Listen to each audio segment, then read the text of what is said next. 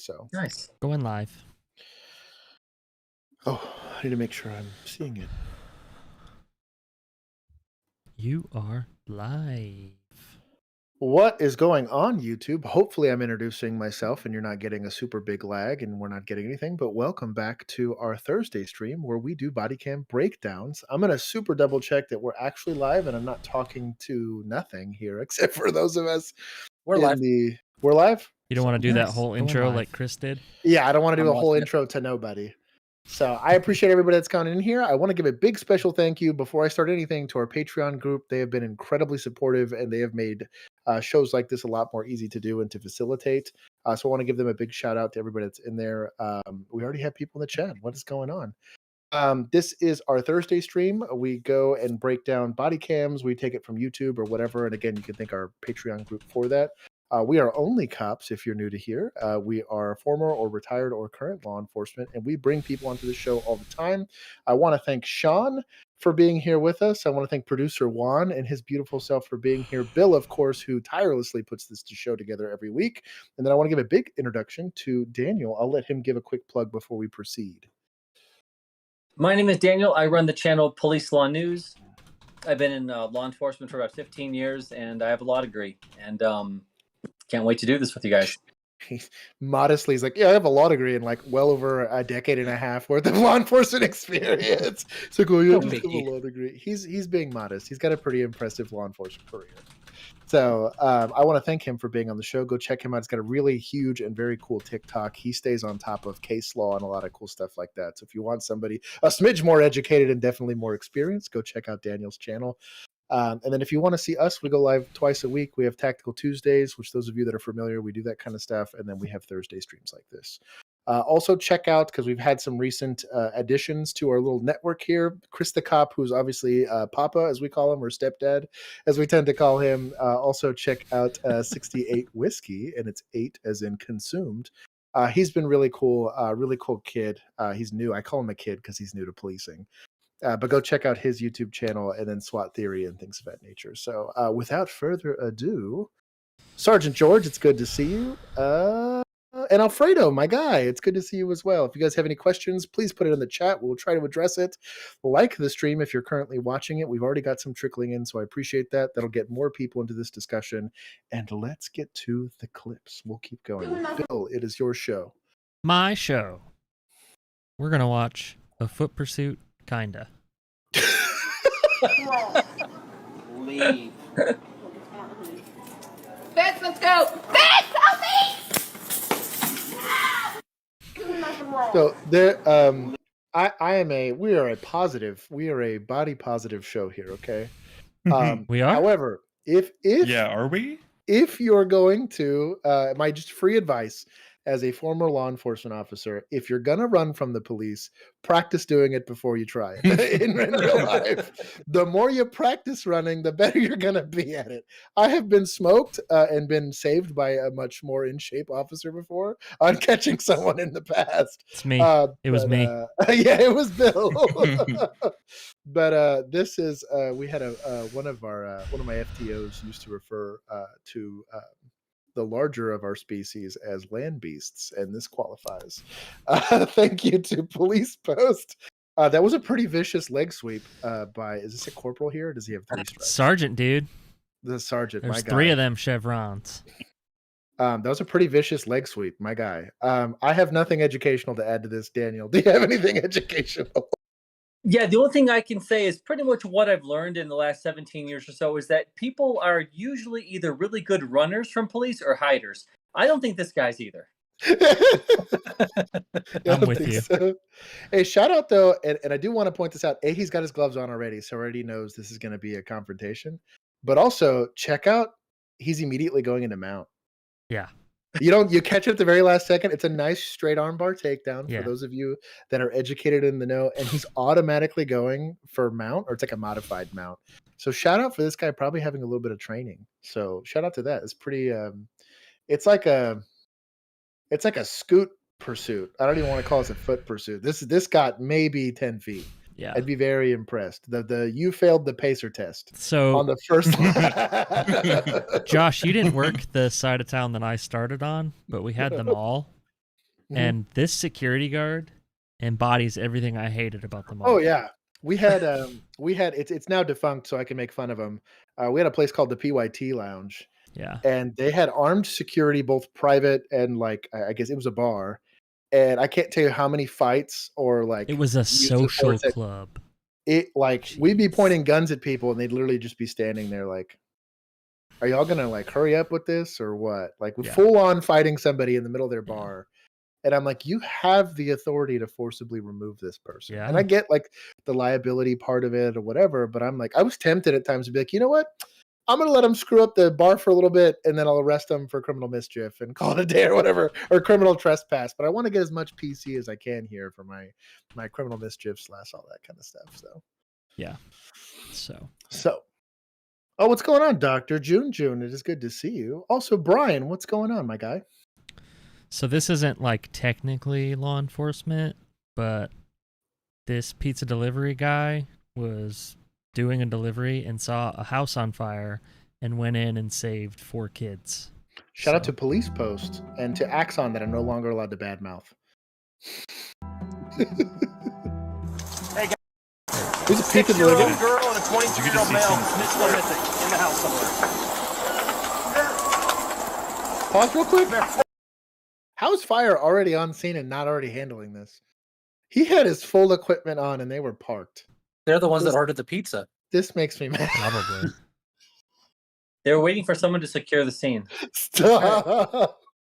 We'll keep. They're like, we'll hold your pizza for you. Go get it. They were probably coming back from the grocery store. What an animal. Here, come with me, man. Come with me. Wait till you see his Come with me. We gotta get away from the house.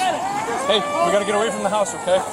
Walk across the street with me. I know it's gonna hurt, You should okay? carry But that stop now. and bleed. Alright? Go for it. Hey, man, I know you're What happened to under his your hand? There's nobody else inside the Bro. house, right? Okay, we got these 3 girls and then the little girl that you brought I don't out. know if they're going to show it. It What's looks your like name? they're blocking it out. Alright, we're just gonna keep talking, okay? Baby,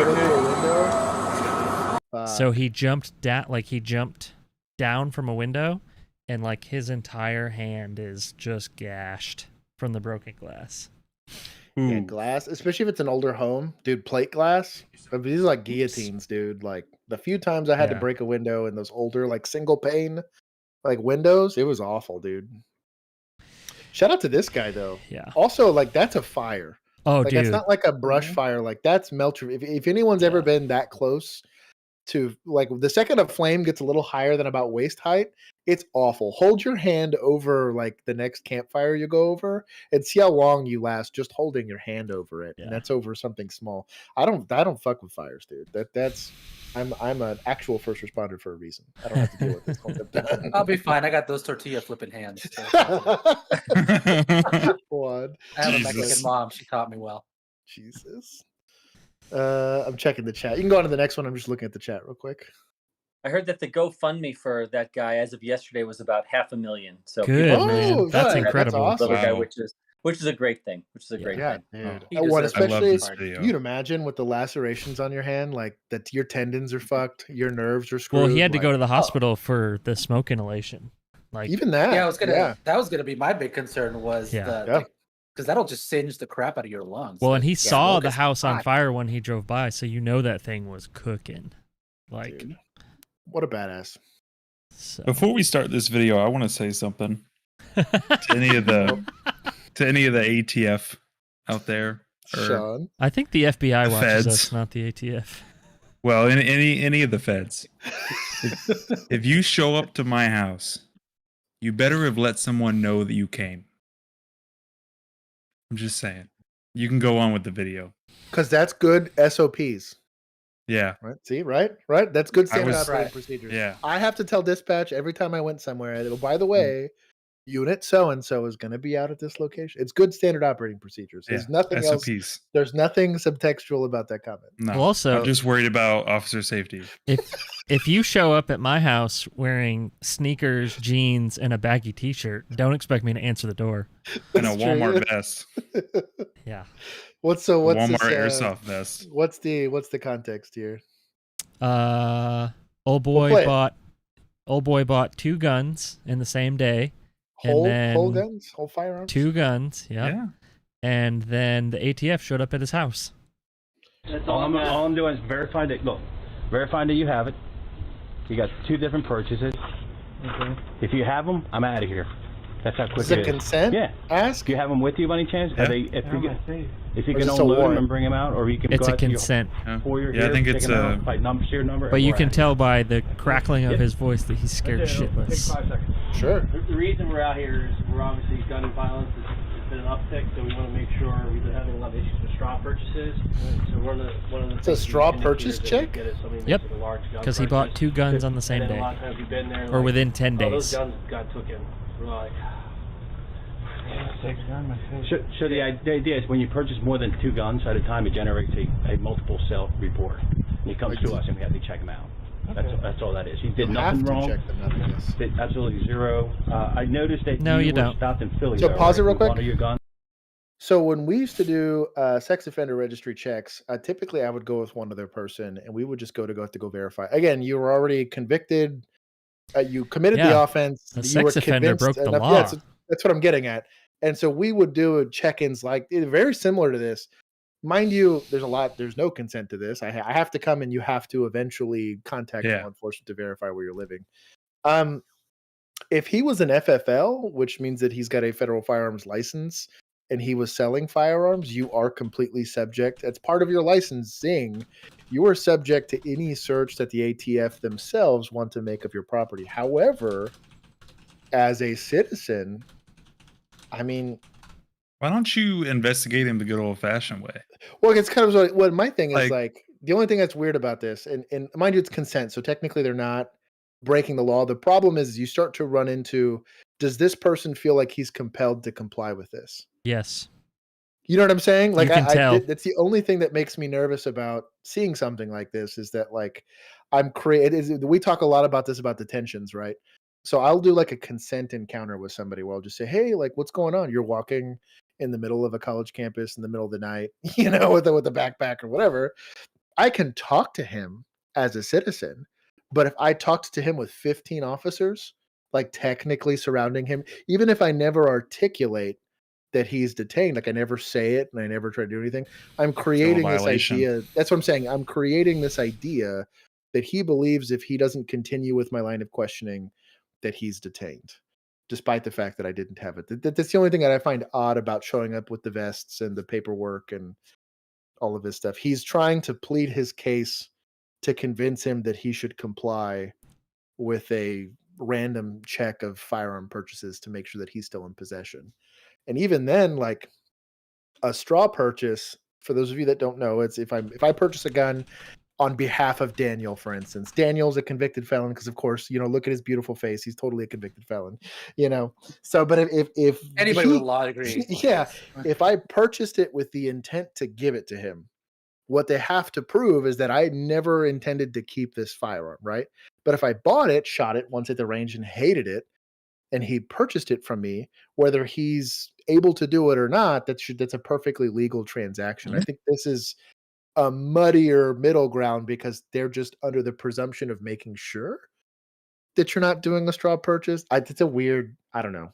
This is a very sketchy dance with, again, they're talking about Fourth Amendment rights. And then on top of that, like, you don't even really have to answer the door here. There's no. Well, and it's on a Ring camera. Why didn't you just talk to these dudes through that? Like, Yeah, I'm with you. Daniel, what's your take?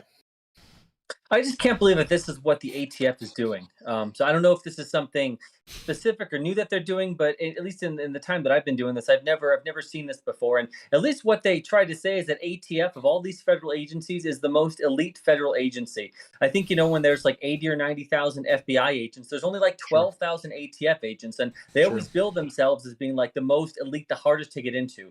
I just can't imagine that this is the kind of stuff they're doing unless there's something else going on where the person has been involved in violence. So it seems like a strange and weird waste of time.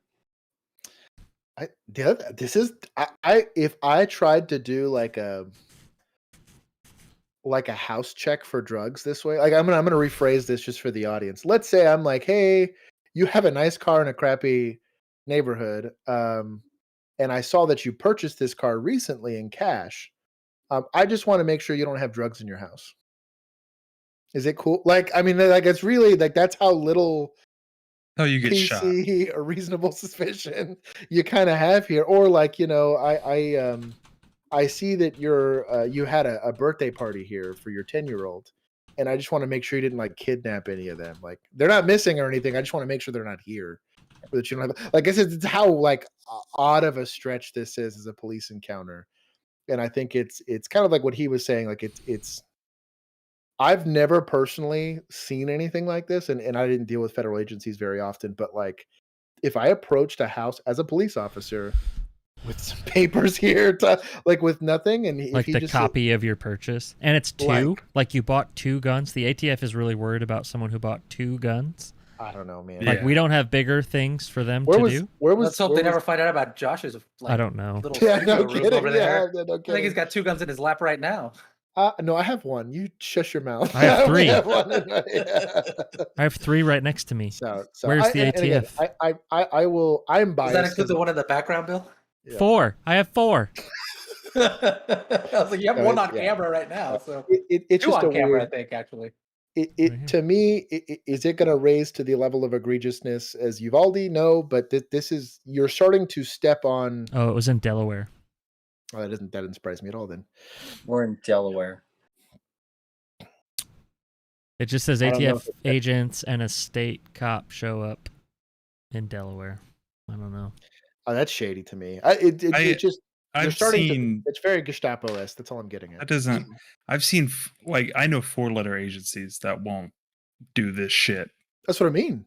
Like I mean, this would be a write-up. This If he would be bought a if he civil bought rights 20 violation guns, almost. like if he bought 20 firearms at once, maybe I would be a little more understanding about like, Sure.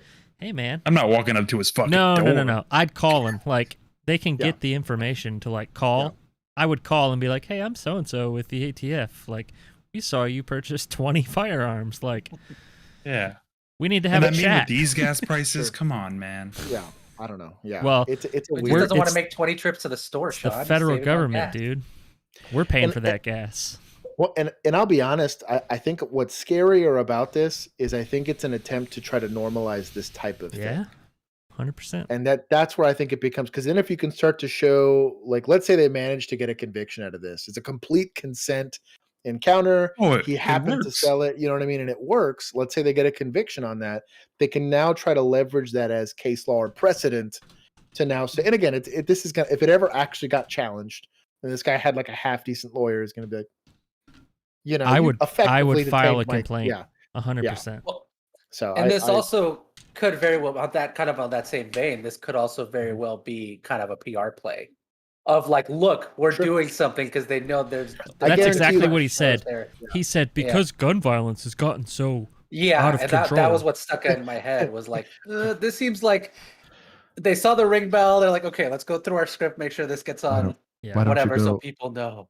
Why don't you go arrest like shooters and stuff if gun Yeah. violence is so high? as No, we opposed need to harassing? like harass this guy in Delaware that bought 2 firearms for the first Just- time ever. It's probably his like a- first gun purchase Yeah. Because gun violence is so high, he bought a gun himself. to protect himself. Yeah, there it is. Like, what's the gun violence in Delaware, I Shut- don't know. The You The only live- gun violence the only gun violence I can think about in Delaware are some of those videos of Hunter Biden that we've just seen come out where you haven't done any illegal drugs, and there's all these videos. It seems like maybe there should be a federal investigation there. That's probably all that Delaware's dealing with. Oh my god. Well, like, I you thought- know that nobody in Delaware Well, they're is clearly good busy. enough to shoot off like bikes and shit. So drive-bys are. Yeah, but I thought all the federal agents were busy investigating January 6th. I thought that was. They're all busy investigating a lot of things. Oh, Just a little too busy, probably. clearly. What up, Ginger Ninja? And user Not me anymore. Unknown87. Shout out. He gave Sean a shout out here. Congrats. He's catching the stream for the first time. Yeah. Shout out to Police Post. We'll go on before we get down to Oh, that rabbit I hole. work with that guy.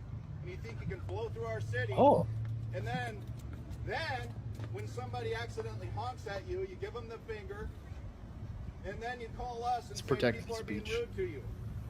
As a whole, I'm generalizing, of course. I'm not singling any of you out, but you all did run the stop sign. Plain as day, including you. you do have to when you're riding a bicycle, at least in Texas, you do have Follow to abide traffic by laws. all of traffic laws. Anybody vouch for him? Anybody see him stop? I did. I would not argue with the motors cop. That's the one guy I'm not going That's to King argue Petty. with. King Petty. Yeah, that's right like the here. last person I want. He will ticket every argue person with. here and find an excuse to tow your bike. Sorry, do you have liability insurance on that bicycle? No? Okay, I'm taking that. Ginger Ninja, thank you for the super chat. I appreciate it. You really have to have insurance on your bike, like on your bicycle? No. Okay. I'm just saying that's how kind of petty. I was a motors okay. cop would Okay. be. I was He like, I tried. wouldn't be surprised, Yeah, but he like that's tried. something I need to know. Ginger, thank you from the other side of the Atlantic. We only know this because he pays us in pounds. Hell yeah. But What's I 10? appreciate What's it. 10 pounds to? I don't know. Too much. Define. I don't know. It's like 5 kilograms, something That's like probably Jesus. 500. Yeah, it's 500 of our American dollars. that. All right. I'm sure. Moving on. Moving Thank you, on. Ginger. I appreciate it. Daniel, do you have anything productive to add to the bikers? Yeah, no, I did. The idea that motor cops are gonna cite you for everything was reasonable. I mean, he's probably gonna check the tire pressure on those bikes. So, I don't know if you heard him because it's quiet, but the bike group called the police. So he showed up and then started yelling at them. I don't care. They deserve it. I agree. Freaking bikers. I have gripes against bikers. They like to block my me God. a lot. Same. Well, Shout out to especially where Police you Post. live, Juan. Oh yeah. Oh yeah. Yeah, so And then when they're in the groups and they take up 2 The lanes whole on a thing, 2-lane yeah. road. yeah. Yeah. I'm like, y'all can single file. It's not that hard. We'll I'll let get this one around. play and then we'll talk about it. Y'all popping up everywhere today, huh?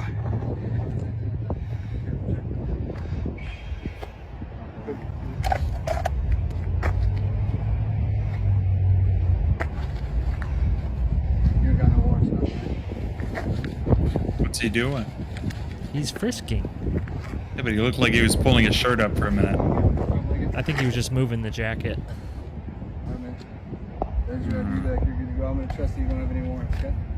Hey, what's the name of Bessemer, man? Have a good one, sir. What's the name of Bessemer, dude? 2207, sights him. What about you? 2270.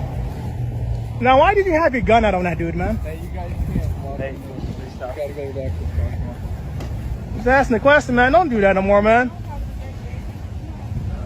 The Caprice. You too, man. Take care. You too, man. Y'all popping up. It's definitely like street crimes. Yeah, I mean, Or the this- gang this- unit. I was about to say, Same shit, kind of. Yeah. Just depends on the department. I have mixed feelings about this. The tactics would make sense if they were specifically going after someone that had like a really scary warrant. So, like, let's say you had somebody that's like a homicide suspect, and you get a tip that he's walking down a very specific street. I'm not team point a gun at the guy, and honestly, like, with an outside the waistband holster, I don't know. I'm here there on a traffic stop. I feel differently about this because there's so much unknown. Yeah. That's happening there, and you're not presenting, and he's doing his best to not present the gun, and really most of it's because the second I'm holding it in my hand and that person's aware that I'm holding it, I'm leveraging that to force compliance on XYZ Yep. or whatever it is. There's specific language that goes around leveraging a firearm for compliance, right? As far as use, even if you're not shooting it, just simply brandishing it in the same way that we would look at, again, if I'm talking shit to my felon friend Daniel here, it's one thing for me to have it on my Quit calling person. him that. People are gonna think It's he's a felon. I know. But if I'm arguing with him and I happen to have a gun on me, is very different than me arguing with him and me having the gun in my hand, whether I pointed at him or not. Which is really how we get into the discussion about how he's utilizing the firearm.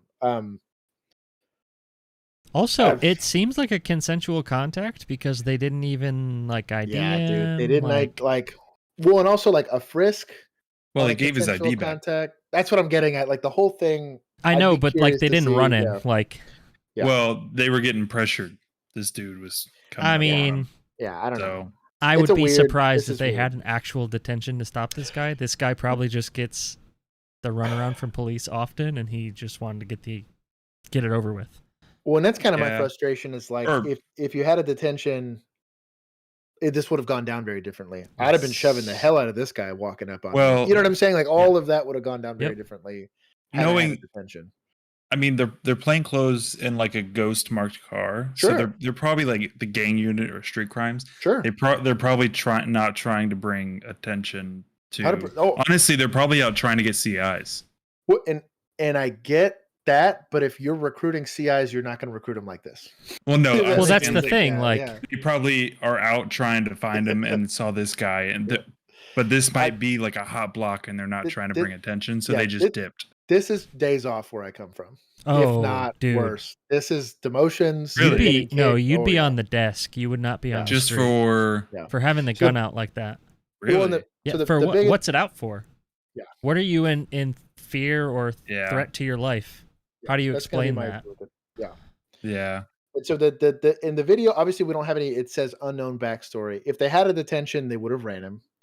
And if I believed he was armed, now let's say I start frisking him and he gets squirrely, and then I pull the gun out all day long. You know, but to start with it out, and if you're resisting, even though a frisk technically is a cursory search, you're now resisting a search at that point. In Texas, that would be resisting.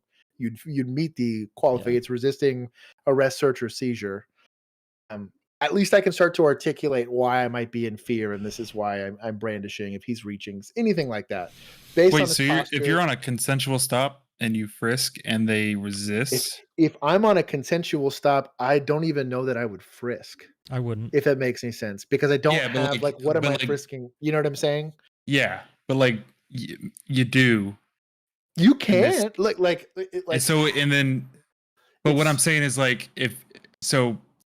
The events are consensual stop, you frisk, they get squirrely, so you arrest. That you could do that in Texas? I wouldn't have a detention, so it wouldn't be that frisk. I don't think you're getting to frisk. I got confused. That's what I'm getting at. He have to be detained.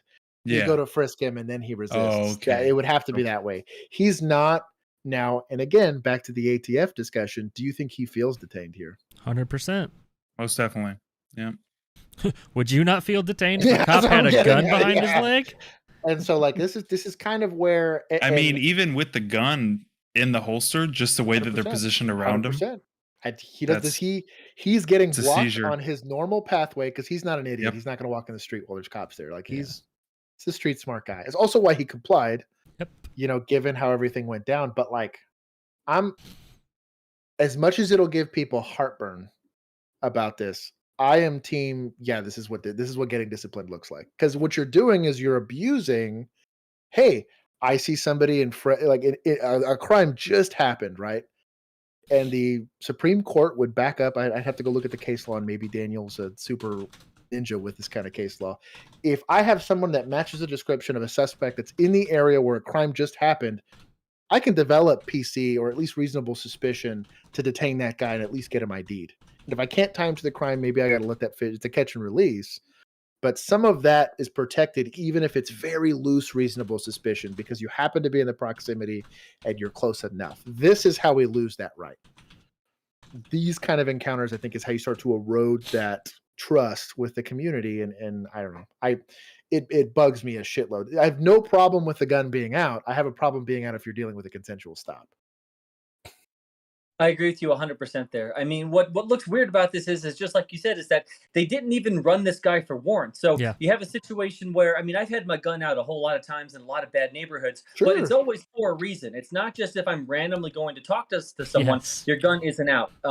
Now, at least in the places that I've worked is, you have to write paper and you have to do a report if there's any kind of a show of force. So not just if you have your gun out, but I mean, this is a bad look. So I'm sure there's more context behind it, but to have your gun out and then also, like you said, at the same time, to not even really search the guy, the two don't match up. So that's why this looks so strange. Yeah. I wish there was context because it'd make it way easier. And it may come out eventually, like what this was, if this gets enough traction on the internet, which I'm sure it will. So this is what, 1 day old? So. Yeah, it's 1 day old.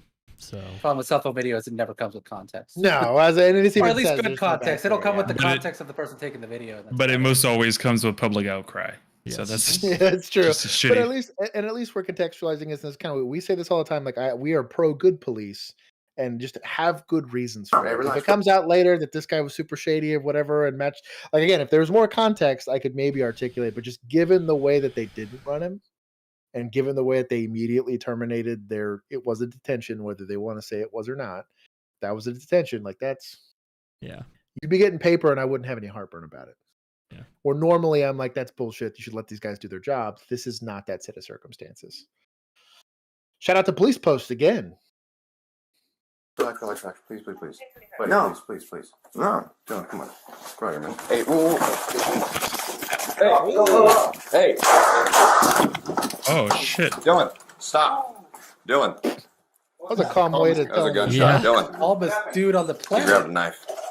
Are you okay? Dylan. Listen, buddy, we got to put a tourniquet on your neck, okay? Let me see. You're on your face. It's okay. We got the knife. It's okay. Come here. Watch out for the knife. Come on. You got gloves? Yeah, I got a glove on. Okay.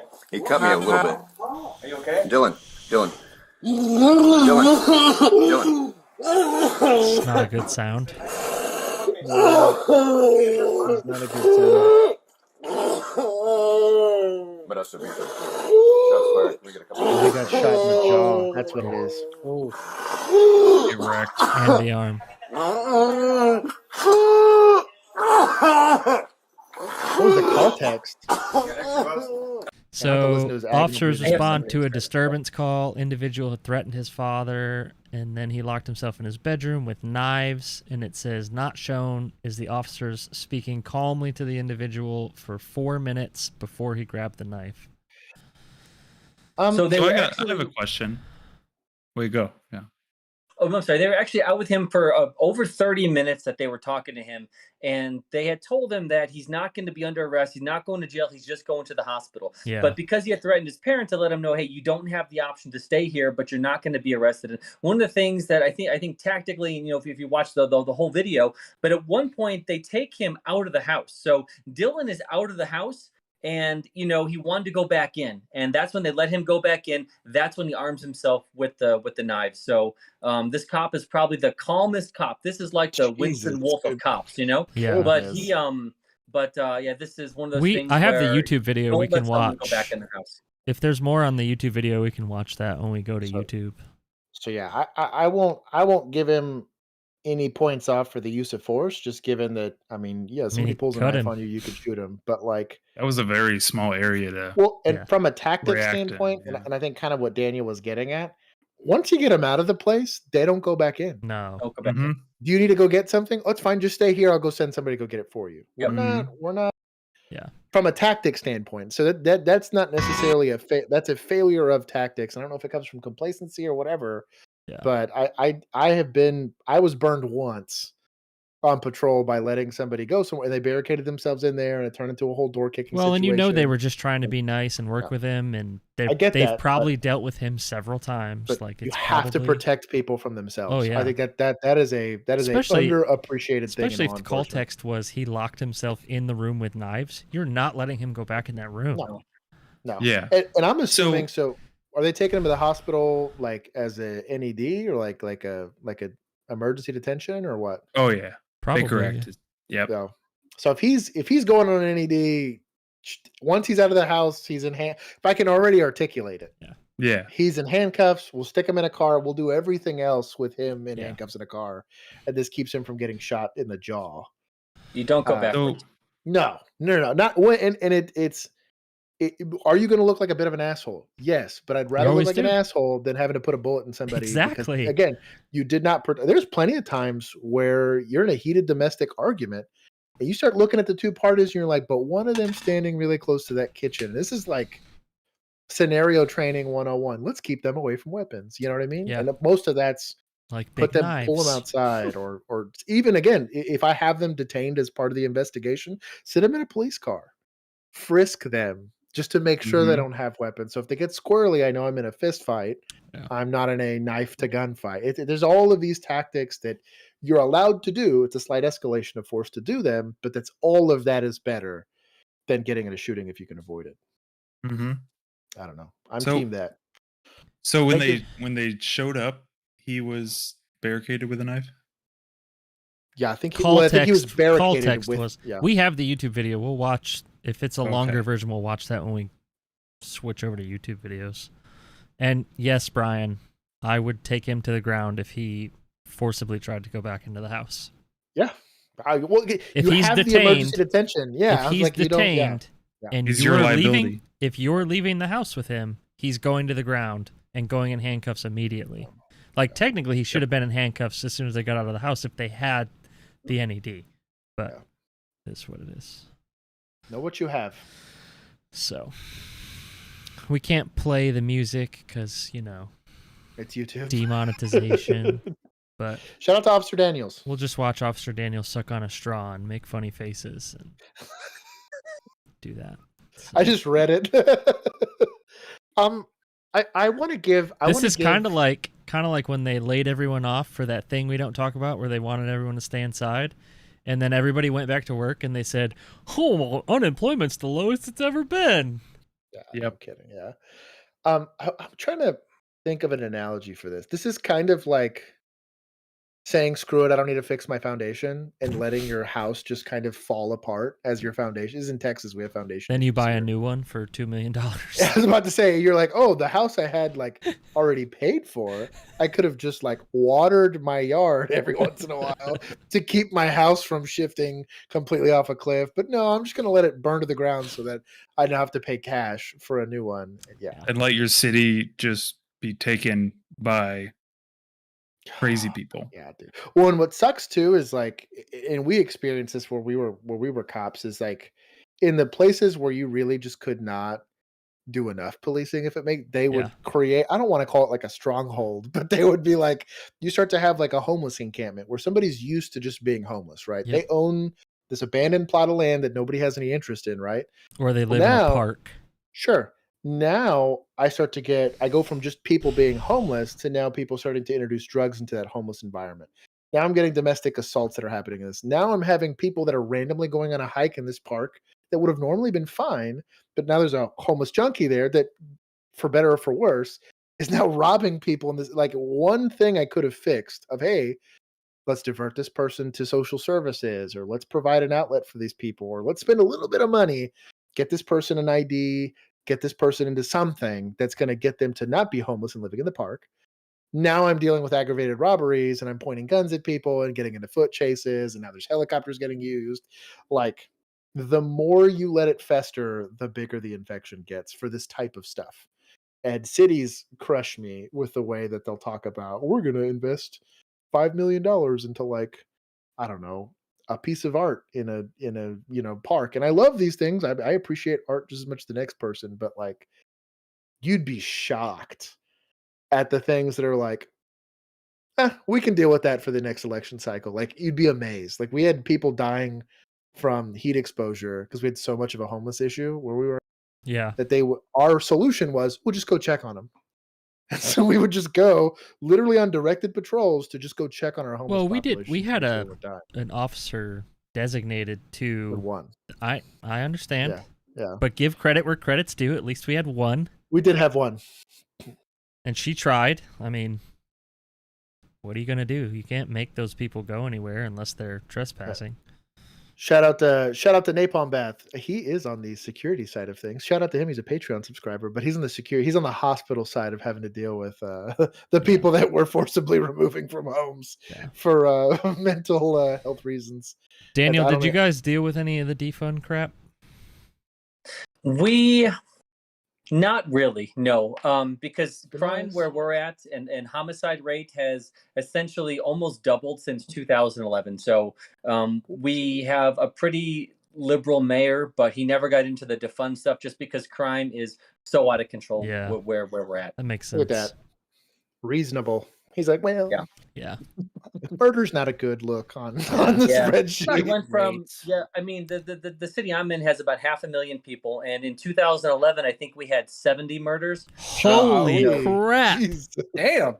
70, and last year I think we had 150, and this year we just hit 92 the other day. So I mean, it is out of control. So to put that in Yeah. context, where Josh and I work, the population was about 460,000, and it was a very busy year if we had 25 murders.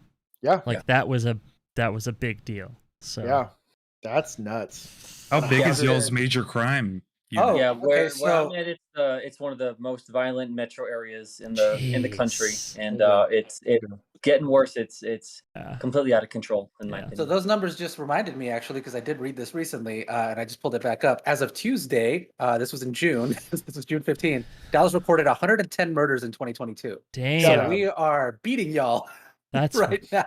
that's high. Well, but Dallas That's is what? really freaking high. Dallas is a what's lot of Dallas people. now? Wow. It's a lot of Massive. people. It's a lot of Yeah. people, yeah. But like the I know ours increased quite a bit for we talked about this a couple of podcasts ago, I think. Well, I was gonna say, even for Dallas, that sounds up. That sounds It's high. no, it's up quite a bit. It's gone up quite a bit in the last year. Yeah. Well, Daniel, be proud. You're more efficient per person on murders. So That's right. shout Per out, shout capita, out to y'all your are, city. per Yeah. capita, y'all are still good. But we Y'all are got crushing you on it. numbers. So just real quick, and I live in a normal, regular neighborhood there's a lot of police officers and firefighters and cops in my neighborhood. 2 houses down from me, there was a drive-by shooting last night. Me and the wife were just about to go walk the dogs about 11 o'clock last night, and there were cops outside. So I look it up, and yeah, there was a drive-by shooting 2 houses down from us. Yeah. So I was going to ask, part of the reason why I brought up the Dallas thing is like, what's your response times looking like now? In terms of, because I know like the Dallas one's almost doubled, and then for like the low priority calls, they are They like don't happen. hours to days. Yeah. If they show up. Hours. Yeah. Okay. That's wild. Yeah. Shout out to that. Bro, the super chats are coming in. Sean, you got to get us demonetized, I guess. You made a promise. I guess I'm gonna have to try now. I said maybe. I said maybe. Thank you, Chris Kaufman, for the $5 super chat. If you have a question, please let us know. He's also a Patreon subscriber, so I appreciate it. Shout out to Police Post. We're gonna go to the next very, very fast response, but I'm gonna tell you, the real hero of the day is the citizen that was lawfully carrying a firearm in that food court and was able to stop this shooter. Shout out to this animal, dude. Almost Hell as yeah. soon as he began. It was So 8 out of 10 shots. I'm just gonna, yeah, go for it. Swarmed the Greenwood Park Mall. This is just after another multiple video calls about it, and an then we'll talk active about it. shooter. It appears that he had a rifle with several magazines of ammunition, entered the food court, and began shooting. Police have not identified the shooter or a motive. Nor should and they. something Greenwood hasn't seen before. He's identified. He's Is self-identified as dead absolutely now. So Yeah. fuck him. Horrendous, and our thoughts and prayers are with those loved ones hurting tonight. 3 people were killed, 2 others injured. Police say an armed civilian shot and killed the suspected gunman before he could inflict more damage. But I'm going to tell you, Same speech. What an but, what an animal. But let's just point out that the chief of police said he was lawfully carrying his gun in a gun-free zone because the mall doesn't want you to have a gun in there. Well, that's just a trespass charge. That's not a. I'm just saying. People see the gun-free zone and they think it's a law, but the chief even just said. So when I was still on patrol, I used to. This was with a full size. We had Glock 17s at the time. I was proud of myself for practicing at like 25 yards.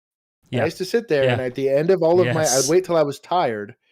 I would do some push-ups, and it was a private range that I used to go to out in Texas, and they were 25-yard bays, and I would try to get to the very edge of this, and like they would look at me and be like, "Dude, if you weren't a cop, I'd kick your ass." Yeah. But I would try to hit a silhouette at that distance, and I tell you what, like with a full-size handgun, without the pressure of a timer or anything like that, that's hard. Yeah. Like that's like you're talking. He's probably doing it with like a freaking, subcompact gun, with carry ammo, which is even worse. Like that carry ammo recoils like a motherfucker. But like that's some John Wick shit. Like that's wild. Like and again, this is a civilian. That is his first ever use of force. Yeah. Ever. I've gotten the privilege of at least getting to be in deadly situations. If I ever had to get into a shooting now, anybody here that's got law enforcement experience, we have pointed guns at human beings before. And at least we've walked in those shoes and you've been able to slowly peel that Band-Aid off that you're more comfortable with utilizing force if you had to. This is like, what are you, like 20? 22 years old. 22. And he made the shot at 40 yards. What a fucking wild. Hell yeah. And we're not talking about it just because it's like, hoorah, he's a badass because he's a good shooter. Like, you got to think not just the courage to do it, to be prepared. This is something that he took very serious. You don't do that on accident. If this was at 3 yards, fine. I mean, I could Lucky shot. do that with sure. Yeah. But like, that's some scary. I don't even think I could make that shot at 40 yards. No. Like, just being honest. I could hit 2 out of 10, maybe. But would I'd they be very proud of myself? I would anywhere important? No. Yeah, exactly. Here, I'll stop talking about it because I can go on for forever. That precisely, and I felt this way before I got into law enforcement. I was a CHL holder back when Texas used to do that kind of stuff beforehand, and then when I became a police officer, it further entrenched the idea that everyone truly is their own first responder if you give a shit. Yep. And you don't fully, truly appreciate it or understand it until you're victimized by crime. And like I said, if even Daniel, who's over here like, hey, he's a whole ass organic cop right there, grass fed. Him as a felon, right? Yeah, and a felon. Yeah, victimizing people. Like, he really appreciates it. But like, even him, and he could theoretically pick up a radio and talk directly to law enforcement. Let's say that gun was pointed at his house. It'd just be him. God forbid he's gone, and it's just whoever's at his house that's stuck there. Like, it's a weird, in the 77 minutes it takes some law enforcement officers to fucking do something about it. Like, you're on your own on some of this stuff. And I think that for as much as I enjoyed the job that allowed me to be safety for people, there was I'd say 100% of the shootings I worked, I was there way after the last round was fired. Way after the fact. I was very lucky to save a few people's lives there. And let's also point out that this kid did this within like 15 to 20 seconds of this guy shooting. Like, that's impressive. Do you got anything, Daniel?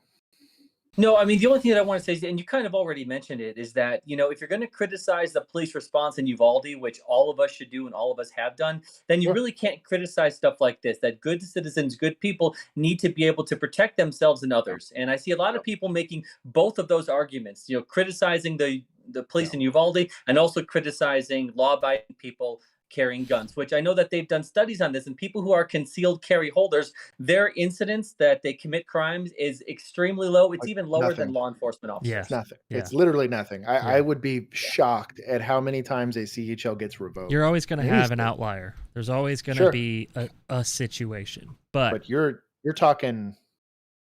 I mean, it's a self-selecting group, That's what I'm getting at. Yeah, that's what I'm getting. Like, you were going through the trouble of getting the license, going through the practice of doing it. And like, I don't know, it's kind of like, I guarantee you people that like mod their own cars, like the real hardcore mechanics, are probably collectively better drivers than the rest of us. You know what I mean? Like, they specifically sought out that skill set and that whatever, unless they drive a Mustang. In that case, they're notoriously known for hitting people. But, in that group of, if you care enough to make an invent, whether it's cleaning up your yard, whether it's, not being an asshole and putting your card up or whatever, if you're doing all of these steps to be a good, productive member of society, let them be their own first responders. Let them have training and access to these things. Because ultimately, as free people, you don't want to pay for the type of police to give you that kind of, you'd basically need a standing army that's astronomically large to give you a fraction of that type of response.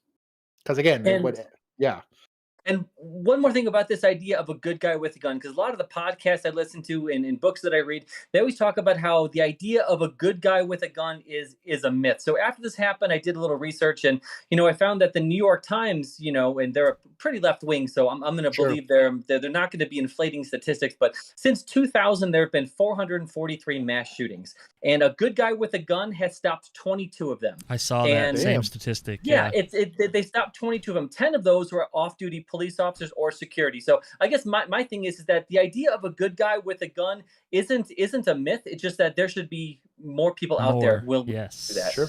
Yes. Well, and I think a lot of it kind of goes back to that, is that because there is this myth that you can't be in control of your own security, that I have to outsource this to, like, I don't want to outsource anything to the government. I barely trust them with my mail, for God's sake, like, it's I don't know. I don't trust them with my mail. Hey, Yeah, I was surprised when my slide showed up today in the mail. I'm being The honest. amount of crap I order that gets, oh my god. Yeah, The things I saw back when I was at my condo were. I'll say this, and all but one of us have sat here and worked for the government for a certain amount of time. Having worked there, I mean, I was a and teacher. yeah, yeah, there you go. He's Ish. a teacher. I love and respect the men and women that are willing to go through and serve their communities to a higher capacity than most. I really truly do. And again, I did it. I'm very proud of the time that I spent there. But having participated in it, I wouldn't trust the government for shit. My car sucked. My equipment sucked. My time off sucked. All of it sucked. Our radios sucked. Our computer equipment sucked. Everything we touched, Body cameras sucked. it was like an automatic -50 to anything we touched. We couldn't have anything work right. Go to the DMV. That's the level of efficiency at best that you're going to get, and only it's just the nature of the beast. We are like, to quote Tolkien here, we are butter spread a little too thin everywhere, and it's just the nature of the beast. There's too many of us. There's too many situations that need to get solved. You should take, if you can and you're capable, take as much onus and agency as you can over your personal safety, whether that's putting on a seatbelt, whether that's learning a little bit of first aid, whether that's locking your door and being situationally aware, or being John Wick badass and stopping mass shooters with a handgun. Yeah. As much of that as you could take, I would want to keep, because ultimately you get to be the last line of consent for what's happening around you if you have those skills and those capabilities. So yeah. So I want to add 2 quick points. Well, 1 quick point and 1 kind of discussion point. First quick point is I would expand that to any large organization. They're all a mess. I've worked for very big corporations. They're all trash. But also, I wanted to say in terms of taking ownership of all this stuff, I think when you look at that statistic, you also have to think about kind of the expense of all this stuff as well. I think one of the issues that you get is like, to get that good is not cheap. No. It is between ammo, range time, I mean, horses, all of that stuff. In order to make those shots that well, it is not cheap in time or in money. And so I think you do have a situation where there are a whole lot of gun owners, right? And probably a lot of concealed carry owners, but very few that are that good and that good in that kind of situation. 100%. I agree. When you talk, that gets missed when you talk about the quote unquote myth of the good guy with a gun. Well, the problem is like you have a lot of people with good intentions, but not enough time, money, or 100%. Training to be that good. Yep. And I think most of this also comes down to the idea of the financial blocks that, and we talked about this a lot. If I want to own the most optimized thing that can minimize the amount of skill I need to protect myself, there's certain times where I have to pay a tax stamp for that item, or there's certain times where I have to go and pay, a tax or a very expensive, prohibitive thing to go pay for. They'll make, in certain states, the background check I'm having to pay for, the sheriff's office has to come up, I have to go pay for, the fingerprinting I have to go pay for, and I'm okay with all of these things being in place to keep us from having, felons and crazy stuff like that with guns. I get that. However, there's no need to make it cost prohibitive, and I'm not saying we need to go out and take government subsidies to go teach everybody how to use a gun, but stop making it hard or complicated for someone that's willing to jump through those hoops to accomplish that. We shouldn't be taxing something in the same way that I think it's sick and disgusting that they're making stuff like insulin hard to get. You know what I mean? I think you should try to eliminate those boundaries, especially for the economically disadvantaged. Because I think everyone they're should also the most likely to be victimized. Exactly. That's exactly what I was getting at. Is I was like, there were so many times where the poorer you get, and depending on where you're at, and there's still outliers to all of this stuff, you're astronomically more likely to be the victim of stuff like gun violence, and you're typically the ones being excluded the most from that capability. Sean, anything before we go? No, I think you fucking put the pen right on the. Shout out to Police Post. You've been providing like 80% of our stuff here. Yeah.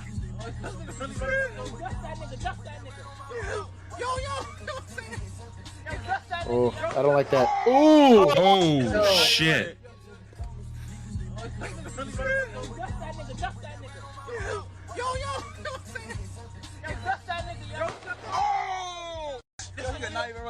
Dude, for what, dude? Yeah, exactly. For what? So is there any background here? Individual bailed out and ran, I guess, during a traffic stop? Yeah, I think so. He missed the Yeah. officer.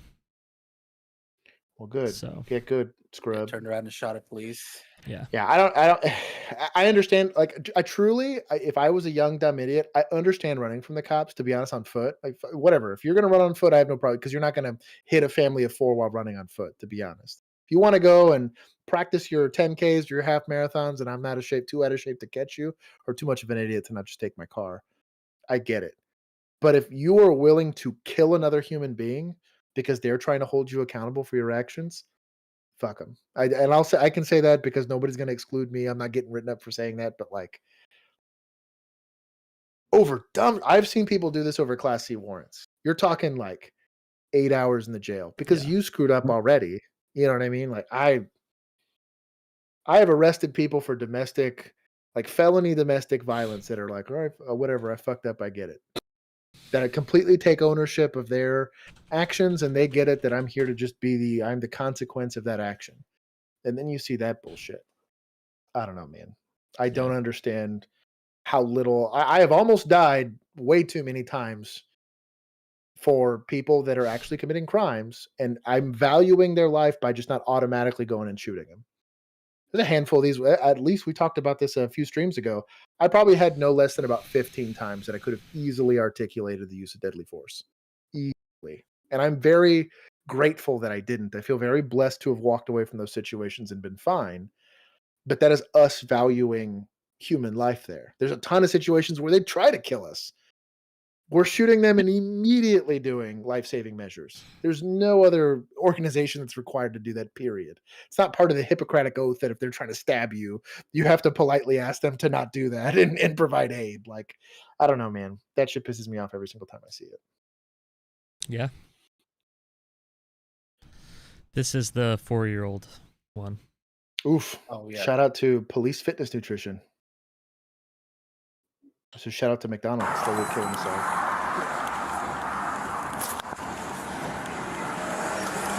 Get out of the car. Get out of the car. Let me see your hands. Open your window. Open the door. Open the door. Okay. Open the door. Real slow.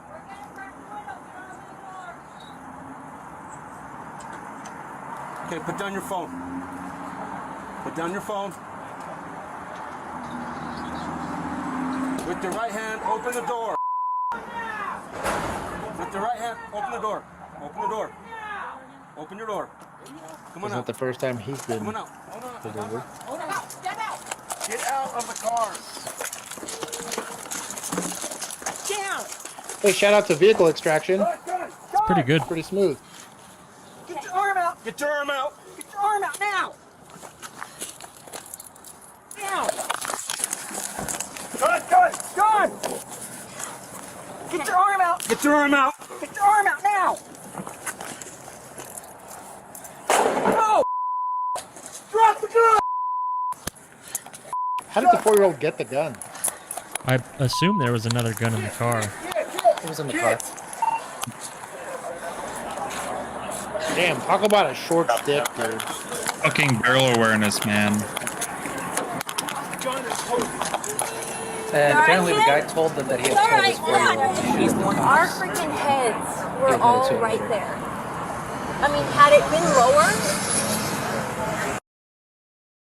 Yeah. So Get good, scrub. I'm totally kidding. Yeah, that's That kid needed This- more range time, clearly. Jesus. this kind of reminds me of the clip that we saw last week, where there's a little 10-year-old kid, the like a- kid no, yelling he at wasn't 10. the He was like 5 or 6, dude. he's over like nut punching the cops and stuff like that. Like Yeah. there's a very strange. I understand like the '80s kids growing up not being terribly happy with police because there was some slightly fucky things happening in the '80s and before all that, right? If you grew up in a pretty shady neighborhood and had cops taking kickbacks and doing asset forfeiture and ruining people's lives, 100%, 110%. You don't have to like police. I don't think anyone should be obligated to like anything. But like willingly encouraging violence against any group of people for any reason, just wholesale, regardless of what you know, like that's gotta really think of like what you're promoting when you're doing stuff like that. Like truly, I remember plenty of time. But again, we were all cops during 2020. It was weird to watch like Facebook groups showcasing cops like getting cut open and stuff like that, and it being like kosher. I remember seeing family members that were part of like literally like, and I remember I'm like, bro, how is this not a breach of terms of service? Like he's just like actively promoting violence against law enforcement. They were talking about like how to make Molotovs and like what to do and like tell cops to avoid like using the like crazy shit. Yeah. And it was allowed to roll. And to this day, you see a lot of this where it's allowed to happen and like it's allowed to continue to perpetuate itself. And you see a lot of people that are like, oh well, now freedom of speech is a thing. It's a very strange. I wouldn't have believed it had I not personally lived that experience. And there's not a single person on this podcast that hasn't seen that firsthand. And it's a very sick, weird thing. And I feel bad for the kids that are too young to know any better. Yep. You know, their life is being ruined before they even get a chance to do. That's what I'm getting at. Yeah. What up, Madison? I see you. But yeah, so it's in the same way that you're really robbing kids when you're raising them in hate groups and stuff like it's really what it is. And like, how do you unprogram a young child that's grown up with that? I don't know. To me, it's disgusting. Retro rifle. Oh, shout out. Oh God.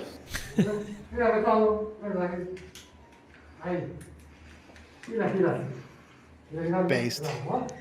Damn. Based. What?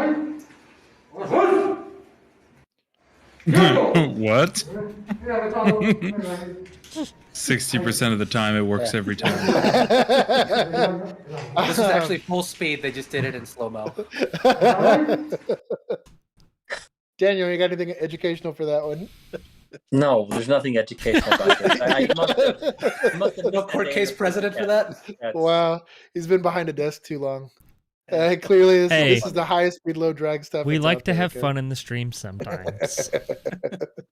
I would recommend. Yeah, I love watching bad martial arts and MMA, and I think it's so much fun. So I'm glad you guys put that one in there. The ones that crack me up now is you get a lot of people that are not airsofters, but they're like fake like firearms trainers. Basically, they're not fake; they're actually teaching people, and it's like dust. Like kind of like dust, but it's like extra shady. I'm like, yeah. Tell me where you're concealed carrying, and I'll make sure I don't eat there. Don't go to that mall. Like where old boy is like John Wick and a hero. Like you're ensuring more of us get hurt and killed. Ugh. Like you're, if anything, like if you want to counteract the good guy with the gun narrative, be those dumbasses. You are the liability with the gun. Don't be that person, please. Yeah. Yeah. Shout out to Police Fitness Nutrition. What's on the floor? Fentanyl. Oh shit. So yeah. They tried to. I thought that was a windshield. They tried to stop a car, and the driver of the car took off after running a red light. He tossed it. Started throwing bags out the window. Approximately 35,000 fentanyl pills, $7,000, and 2 guns they found in the house. Oops. Music. Good to see gloves. Hey, shout out to gloves. I'd be I'm like proud. doubling up. Me too. Yeah. Fuck that. No I'd joke, be getting the dude. ones that go up to like up here. So I'm gonna be honest. They make fentanyl like resistant gloves, which those. You know what's cool though? So they're sweeping that shit up. All the little asphalt rocks and shit like that get added to the weight. Dude, Yeah. Get fucked. I wouldn't want any part of cleaning this. What sucks too, and as much as I want to sit there and say fire, because they have hazmat training that we don't have. Fire typically does. Yeah, like EMS. Right down with the hose. Well, they can't put it in the water system. Jesus. Yeah. I want to see how the water treatment plant handles that. But like, lower. They really can't take possession of that because we have to take it in as evidence. So it would have to be law enforcement. They can't touch that. That's what I'm getting at. Yeah. That's a shady. Fuck that, dude. So maybe this is something that you guys know. So I know that we have officers that are certified to go into meth labs and to like deconstruct those. Is there an equivalent to when there's fentanyl? Because I was thinking hazmat, just like you were thinking. But you're right. If it's I don't think yet. Okay.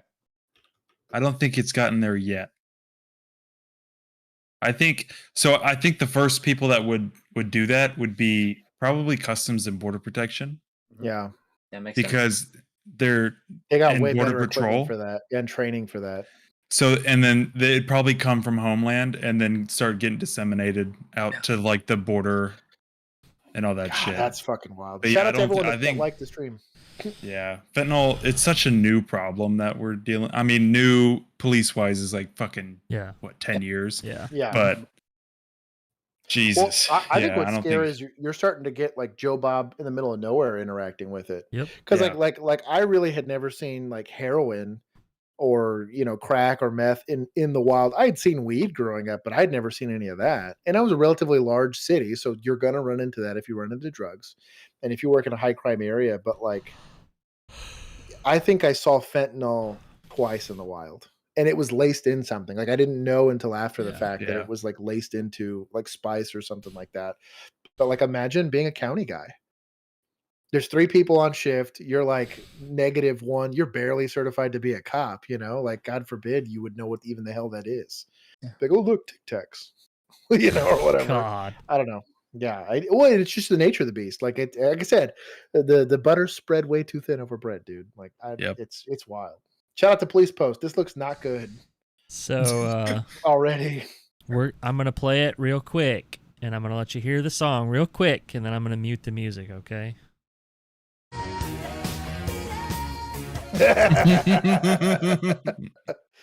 It was worth it if we get demonetized. I don't care. Where did you get the video of me? How many times do you hit the glass before you realize it's not going to break? I am team glass breakers on patrol. Should be standard. So batons are so my bad baton at does this. everything.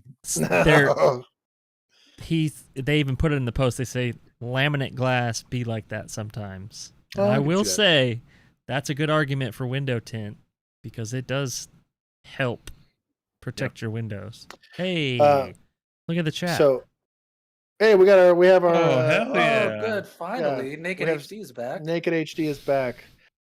So Madison gave us. She works for TSA, and she says that they have a double glove policy with fentanyl. That's a good policy. It's not a bad. I think policy. everyone should have that policy. Yeah. With fentanyl. But yes, thank you, Naked HD girls, for chopping into the chat. Daniel, ignore it. Don't worry. He's like, oh shit, I'm gonna come back to work. Like, sorry, you're gonna need like some time off." don't put my channel link in the comment. He's like, no, go ahead and delete my. Don't go to Police.Law.News. Okay, shout out to Police Fitness Nutrition. It was a real gun. We were shooting it over here. These are 12-year-olds. Someone said we were allowed to. How old are you? We are both 12. Keep your hands where I can see them. You drop them, bad things are going to happen. You understand me? Yes, ma'am. What the hell are you doing out here? Is this your property? No, ma'am. This is a Where's deputy the for gun? sure. I saw Yep. you with it in your hand. What do you mean?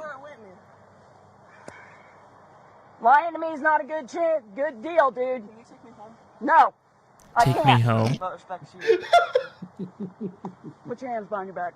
Am I under arrest? I'm securing you for my safety and yours right now. She by herself? I think so. Oh yeah. Like it, yeah. What a wild Just- one. At least just I for got like a little tetanus bit. shot recently, so it's got to be Probably taken around 20 8 minutes years to get somewhere. Dude, deputies are a different Oh, breed, yeah. man. County guys are. Look at that gun. We're the high point, baby. He's Bro, got this some in was- the chamber, one in the this was- chamber, one in the. This was the Knopf side special ready right to here, go. baby. I seized more of these and Yeah. more Tauruses Fabulous. than anything on traffic stops. It's fucking awful. I hated these guns. All right. So I might have a an application in at that agency right there. Hey, shout out. Hey. all right, back, last Porcheesy. Instagram video. Okay. Oldie but a goodie. This lady's having a bad day. Oh hell yeah.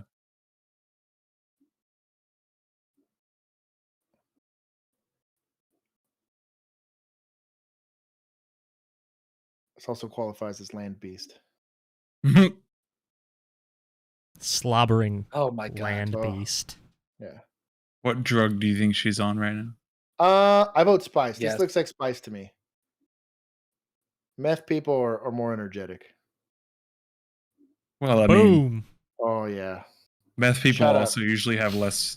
Oh, this guy's off duty. What Yeah, an he's animal. an off-duty cop. What an animal. So, Bro, what is your luck? You know what I mean? You just had to be high and fight somebody, and you have old Glory Days cop show up and tackle this guy. You know that was like a desk jockey. That's like, oh shit, hell yeah, I'm in this. My supervisor's gonna make fun of me for being involved. He's gonna talk about that for the next 2 weeks. 100%, dude. Shout out, hey, I will say this. I think we were watching something last week where like a bunch of civilians stepped in, and I was like, man, shout out to them. That's again taking control of your we watched that man. one where the car hit the motorcyclist and all the civilians came over before the cops even got there. Yeah. Yeah. Shout out to stepping up, even if it's not your problem. Shout out to that. Burglary suspect gets ouchied in the arm after a foot chase. Hi. Thank you so much for answering. Yes, how can I help you? My name is. I have a property on Paramount Drive, not too far from your station, and I had an Airbnb tenant staying at my apartment, and they disappeared. That sounds for the like last subleasing. 7 days. They haven't been there at all, and then all of a sudden today, 3 people, I have no idea who they are now using keys, and they're inside my apartment. And I contacted Airbnb and the guest that had originally reserved, and he is nowhere to be found. He doesn't respond. Airbnb canceled the reservation and advised that I contact the police because there are people in my house. I have no idea who they are, and they're trespassing. And I also looked at the security cameras, and I've seen them. They've been stealing stuff from our garage, and they've also been stealing packages that were delivered to my neighbor in the apartment below us. Congrats, boys! You have a force fulfilled. Confronting them myself. Hell yeah! They seem so. What do you think the 2 rate young was men per and day 1 for young this woman, place?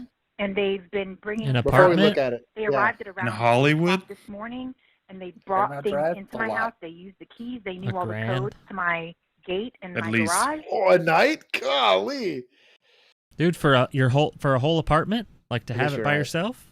I guess you're right. Yeah. I bet.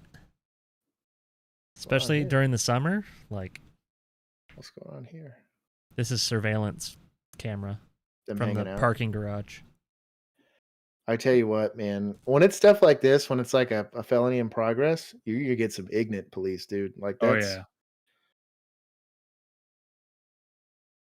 You're gonna get that one guy that always like escalates shit. He's gonna be the first on scene. I show me code. I'm 97. You're like, oh shit. You're like, damn it, let me go.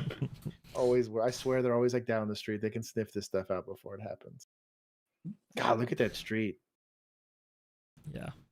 Chingles of people, dude. There's too many people there. Hey, shout out to Poofy. Josh, you make my heart go ouchie. Yeah, but it's like Canadian dollars, so like. this is you might as well pay us. I was about to say, Can we send it back to him? I don't want any of that dirty Trudeau money. Oh my god! I'd rather take pounds. Thank you everybody for the likes on the stream. Go check out Daniel at Police.Law.News. Go check out his channel. He is subjecting himself to this podcast for the day. He's being our resident adult. Bro, this guy like is kind of in the shadow there. He looked like Discount Vin Diesel with the black little tank top on and everything. What are they doing? I'm not really sure. Pacing? Why did he walk under that? Yeah. Oh, so I guess they saw the police. I bless the gun for ooh. Jesus.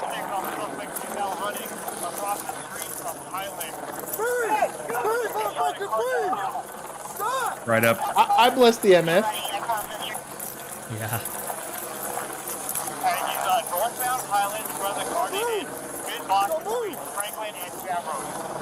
How do you like this backstop? This is great backstop. All of this is great.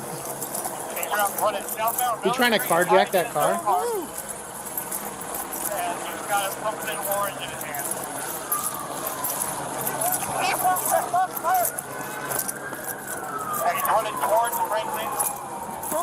Screw everything about this. Stop!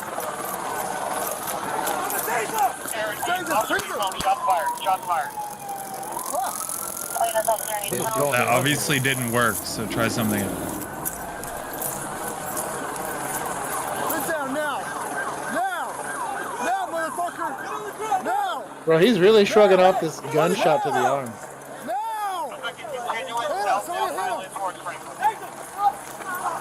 Good shove, dude. To this corporal. Good shove. That's a smart man right there. Running towards Franklin. Here comes Shout out Franklin. to these old school. Oh, hell yeah. Baton. Hell yeah. Love it. What do you got to say about that? This dude's Josh? moving. Actual nightstick, yeah. On the ground! Get on the ground now! Hey, on the ground now! That Simpsons line. It's not a club, it's a baton. Clubbing people. Bro, I'll tell you what, that's a pretty serious. Dude got shot and kept going, and they thought a taser was gonna help. Hey, I got him! Glove up! Glove up! Glove up! Glove up! You move in a fucking crack! Do not move! So pause.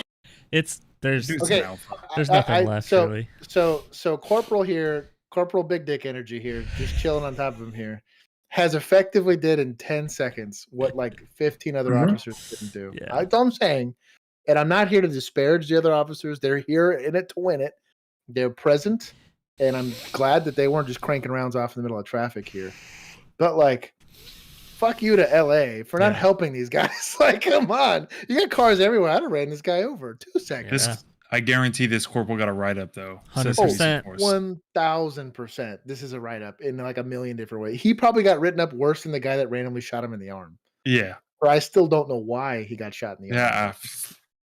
I'm not here to That's answer going to be a those tough one to questions. explain, I think. That's you got that many officers presence and one round gets cranked. I think he got shot at more than once, but like all I'm saying is I don't want my name on the use of force report. Yeah. That's a PP whack and a half right there, dude. Oof. I don't care what they were doing.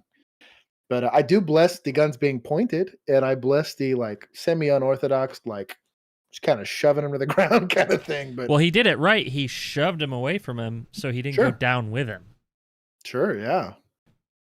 Shout out to Poofy. He gave us 5 more pesos. Don't read that. Don't read that. I'm not. Okay. Don't read it. I'm not in the mood. What's interesting about that video? What's interesting about that video that we just watched is like they started with typically, you know, force is progressive in nature, where you start with the empty hand tactics and then tasers and then handguns. This one went handgun, taser, empty hand. You don't see that. Yeah. And a part of it's probably, and you'll see this a lot of times when in big cities like this, where you'll have like a 15-year officer and like a 5-month officer having to answer the same 911 call. Yeah. And it's just like, depending on who gets there first, it's weird how much quicker, even after 2 to 3 years on the street, how much quicker you see and can address what you're looking at. And be, oh, you know, if you're staying busy and you're an active police officer, if you're just some fuck off writing tickets, like you're not going to learn anything. But they can very quickly assess what they have and what's the inappropriate amount of force or tactic to leverage. But it's kind of wild. Like I said, everyone's like taking an athletic jog thinking, do I shoot? Do I not shoot? Do I shoot? And he was like, what do we do?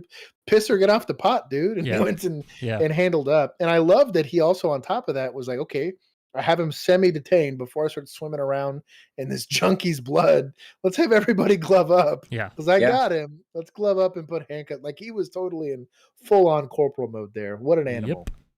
Yep. CCW2. 15 seconds on modified. Wow. Shout out to police activity. Shout out to this wreath. Why is it on the wall? Not on the door. Probably kept falling off the door. Speaking from personal experience. My wife likes wreaths. Do you like where they're standing? This gives me That's a heartburn. bad place to stand. This gives me a lot of heartburn. Especially given a video we're going to see later. Well, chill. They have a ring camera. They know you're there, bro. And you're just pounding on the door, just waiting for that shotgun blast to come through. This is deputy shit. This is county shit. City Hey. cops don't do this. This is that one state trooper that had to answer a call. Yeah. He would have kicked in the door by now. He'd have kicked it already, yeah. Oh, no wonder she couldn't come to the door. Come outside. Come outside. What's it called? No. Hey, drop the knife. Drop the knife. Oh, Drop the that's knife. bad. Well, Jesus. Oh. 717, shots fired. Shots fired. Send the EMS. Another officer body camera's coming next. That's rough. I don't think those are deputies, dude. No, that's city. Shout out that outer carrier, though. Yeah, so seriously. Flossmoor Police Yeah, I Department don't know is where a that is. suburb. This is a Hardcore. suburb, yeah. Townhomes, baby. Mm-hmm. I'm assuming it was like a domestic call or something. I don't know. We'll have to read the text after. Yeah. And then, like an old lady answers the door. It was probably this kid being. They probably called on him because he was being fucking crazy or something. Mm-hmm. Shout out to this backup officer looking in the window, though. I bless this. He's Trying to like, get some he's info. like, I'm not standing in front of that door. Come outside. Get outside. No. I wonder if it's like an NED. Drop the knife. I was thinking like maybe it's a group home or something, but yeah. I don't know. Well, it looks like Ooh. I got hit shots from fired. like Shots or fired. whatever. Send the EMS. It's a Yeah, duplex, yeah, 'cause yeah. these are attached homes. I wonder, because to me it looks a lot like a notification of emergency detention. I'm gonna be honest. After about 15 seconds of hearing screaming inside the house, probably booting that door. To be honest, Yeah. and you'd be blessed on Like, that. But You either get in or get out. yeah, just- and they made space. I have no issue with the use of force here, only because you run at cops with knives and you're gonna get a bullet in return. But Hopefully. my frustration with a lot of this is like a lot of times, especially in these mental health instances, it's not an acute stressor that causes that alone.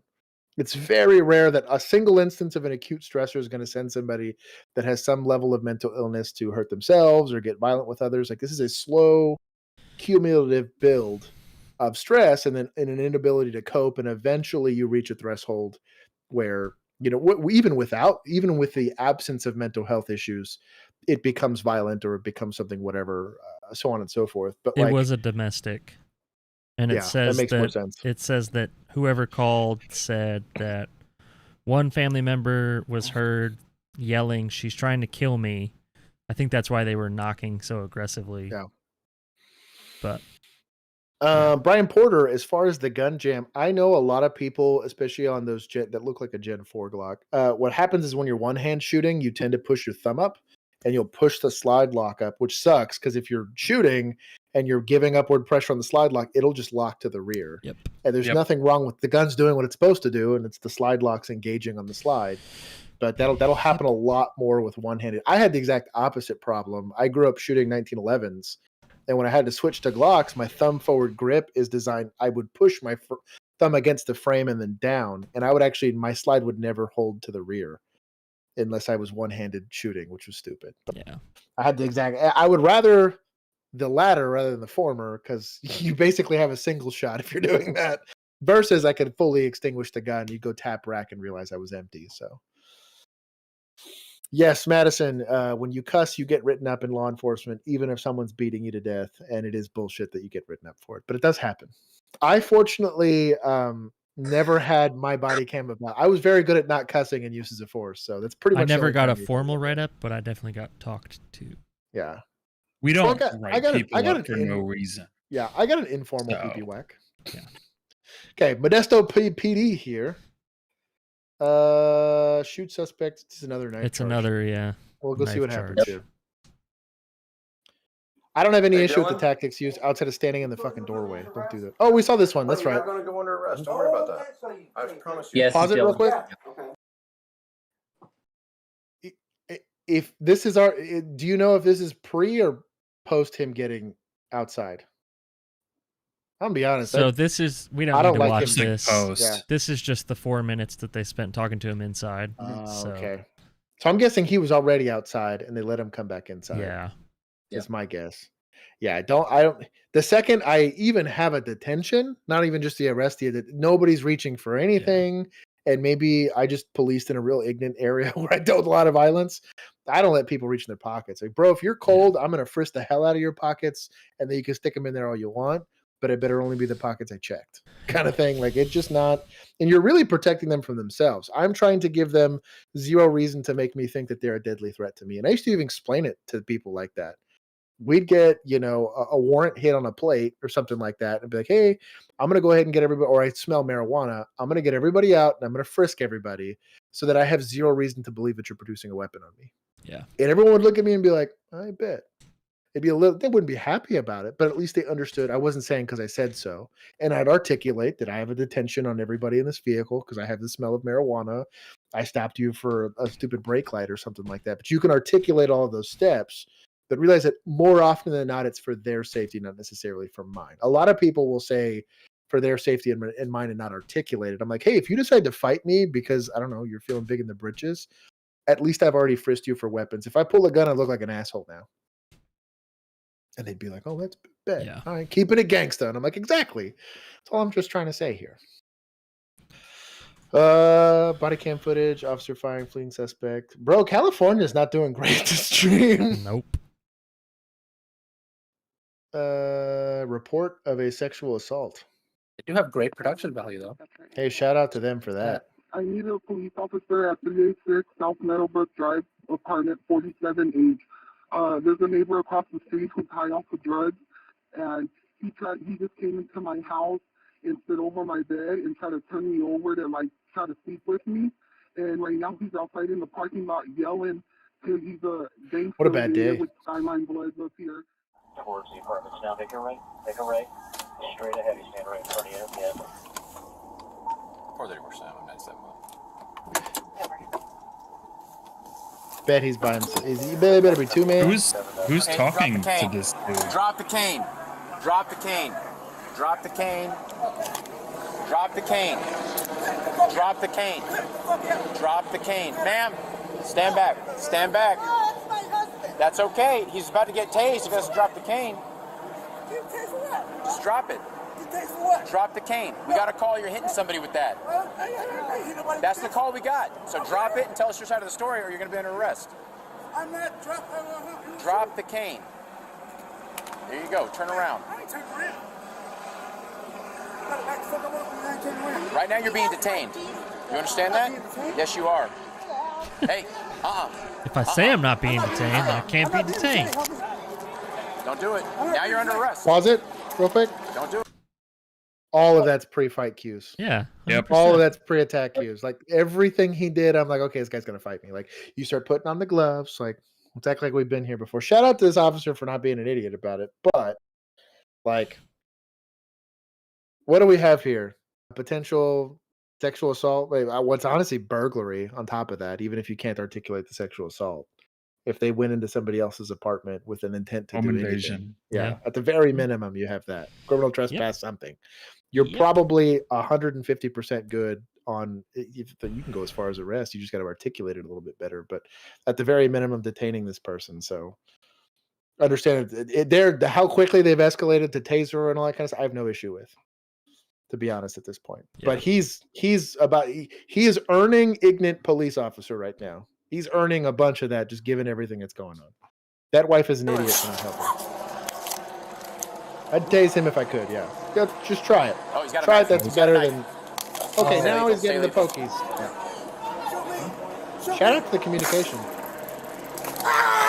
It worked pretty well. Shout out to Axon. He's still fighting. Yeah, because he was able to swipe him off. You're under arrest. He throw the knife? Did he throw the knife? Oh, hell no. Go tase him. Yep. Shout out to the third appearance of a land beast. Hey, he's got some wheels. Guess he didn't need that cane after all. Stop reaching!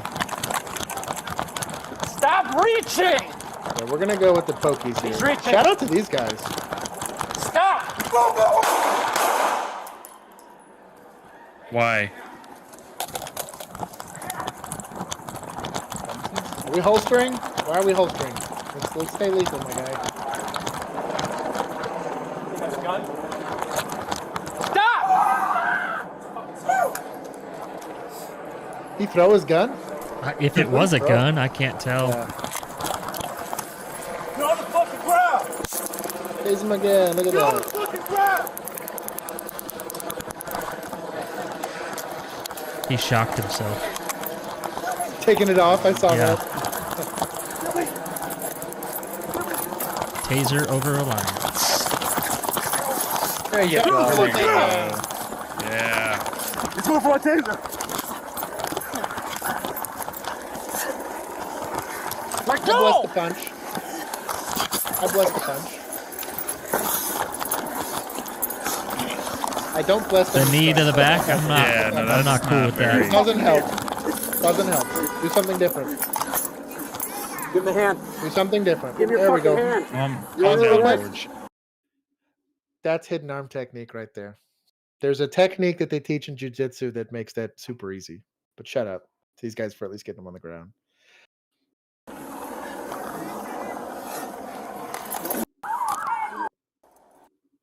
We got him in handcuffs? Maybe? Nope, not yet.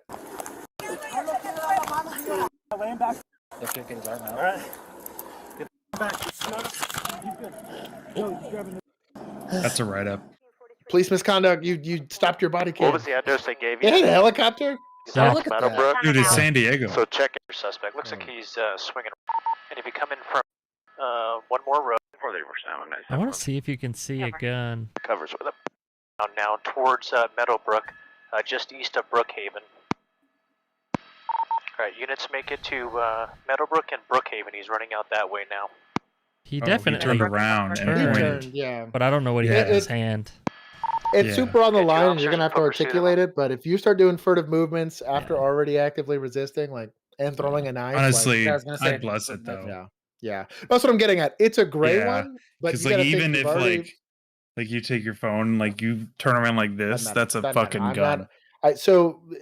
And a lot of people will get heartburn. They'll say that they just shot an unarmed person, right? So the conversation typically steers that way, and we'll get yelled at. And Daniel's been there on TikTok with me, where we're getting yelled at for defending something like this. But ultimately, so if I was going to trust somebody, right? Because what we're asking officers to do is to trust that this person's not trying to kill me. What about not Which putting is the cane hard. down? You know, not putting the Yeah. cane down, going in and trying to sexually assault somebody inside their apartment, producing and throwing a knife at me, fighting me and resisting every attempt I try to do to take him in with less lethal force. Do I believe that any furtive movement from that person is not to produce a weapon and hurt me? Is that a reasonable ask out of anybody? You know, well, he was only inside your house. How do you know he was trying to sexually assault you? Well, he was pulling down his pants and but did he do it?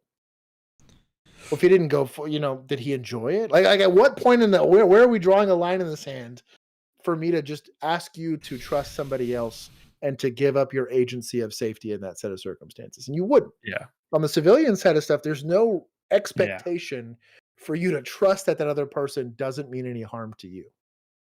Period. Whole stop. Given the circumstance, if I broke it down that way, if based on all of the actions that he's doing here, would a reasonable person believe that the movements that he's doing, which is intentionally designed to be inflated, he even asked him, he told him multiple times, stop reaching, because it's making me believe, and I was an asshole as a cop. I would sit there and say, stop reaching because it makes me think you're producing a weapon. I would literally say that entire thing verbatim. If people are going to criticize police officers for getting into shootings like that, where someone has committed a crime, they're actively resisting, and they turn around quick with something in their hand, like if people want to criticize that, that's fine. I just want people to know what they're criticizing. It's because as a police officer, once they turn around and once you are 100% sure that it's a gun, you've already been shot. So if you want to criticize an officer for that, that's fine. Know what you're criticizing. He's already like 3 felonies, has fought, has fled, has produced a weapon, has fled again, and then is doing all that shit. Yeah, Like, I'll, come and on, man. I'll take it a step past that, and I'll say that when you get what you want, as far as the officer giving that person every opportunity, regardless of the set of circumstances, what you get's what happened in Uvalde. That is precisely the model you want, and this is where you're pleading with someone to stop because you don't want to shoot them, right? Because we're here to protect life always, and I agree with that sentiment to a certain degree. And I've said this multiple times in this podcast. I believe in preserving your life until you stop valuing others.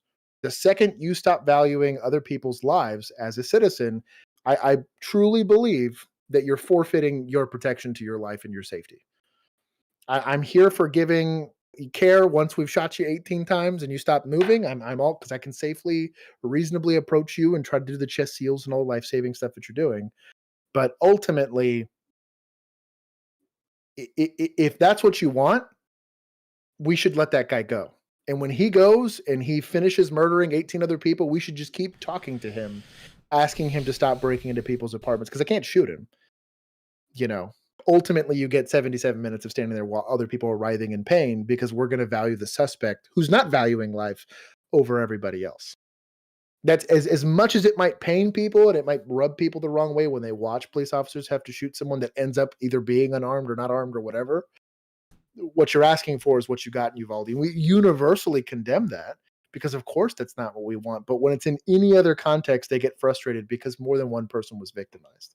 But we have to treat everybody's life equally as valuable. Every victim, regardless of how egregious the crime, we have to try to create some level of safety. And if you as the suspect are doing nothing to make it easy, what do you want out of law enforcement, to be honest?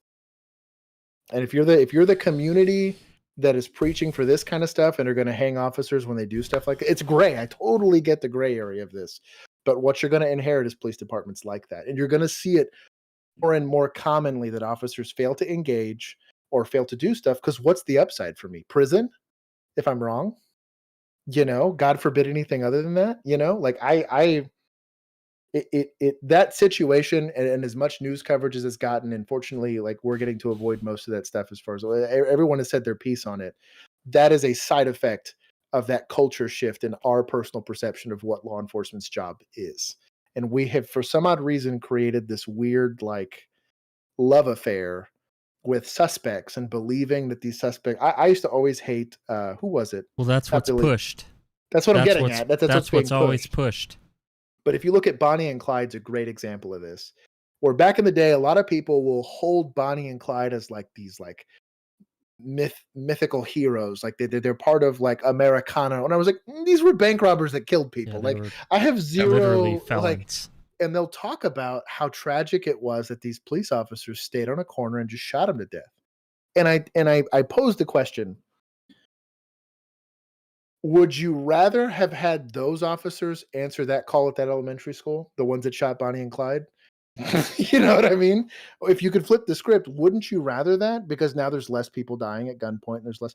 It's a weird dichotomy, and it's a very unique problem that really only affects law enforcement. But it's a very odd, like when do I know, and it's a personal journey for everybody that decides to take up this job. When do I stop becoming the guardian and when do I have to become the warrior, if it makes any sense for people that are asking for emergency services? You have to when do whatever. I become the wolf? And that's really I'm glad that this illustrates an aspect of that, because that's exactly how I'm sure YouTube comments under that, oh my God, he didn't have a gun on him, or I don't understand why these officers were afraid. I was like, no, they had an obligation to detain this person. They can't just let him go. And if you 18 felonies later, sorry, dude. Like, I truly do not feel bad for the people that end up getting shot in that specific scenario. And we've given heartburn to officers discharging their firearms already. Like, 3 of the shootings we've seen today? Yeah. We're all like, I don't know about that one. I'm not going to be too pissed. You're not going to see me dying on the hill of, oh, they should have done that. I'll be like, no, you made a very gray call that I personally disagree with. And I've been in that situation. Like I said, there are 17 people at least living and breathing today because I chose not to shot them, or not to shoot them. Yeah, I not to shot them. Every day in California is a bad day for a gun. Our chat is out of control. We'll keep going so we're not taking up too much of Daniel's time.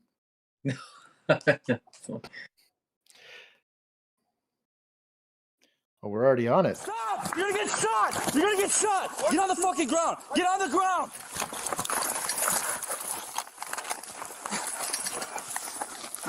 Oh, what is he? Stop! You're gonna Oh, get it's just shot! higher. I thought that was Get on the deep ground! grass. Get on the ground! It did look pretty like deep grass. Shots fired! Whoa. Shots fired! He picked shots up a fired. gun. I'm right over here. 10th and center. He just reached for a 32. Are you okay? Roll away from me. Roll Are away you from me. okay? Roll Probably away not. from me. Dispatch, I'm okay. 1 down. Come to. Oh, that's a bad Between spot. 11th You're and by center yourself. here. Jesus, dude. Between the 800 block of 12th Street. Do not reach for anything. Hands out above your head. Hands out above your head. Hands out above your head. Do not reach for the gun. Hands out above your head. Pause Do real not quick. reach for the gun. It's almost over. So you see how this officer's repeating himself here, and he's Broken record. he's Yep. fully in fight or flight here, and he's handling this based on his training. He's repeating what he's practiced a million times, but like this is why you try not to answer hot calls by yourself. Any call to be, in my personal opinion, this is why I think 2-man units should exist. Is if one of you just had to use force and gets in a deadly force scenario, and typical SOPs in most police departments is you pluck that officer out and you remove him from the situation. Because you're asking too much out of a normal human being, even an incredible human being, to have the presence of mind to try to treat this objectively now. Because again, your brain quite literally tells you, if you don't do XYZ, you die. And we have self-preservation like most people do.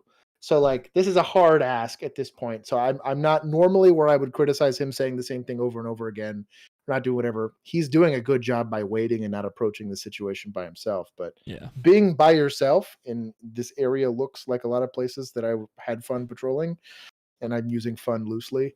This is not the place you want to be by yourself as a cop and having to do a use of force, dude. I've seen less sketchy situations go very sideways in places like this.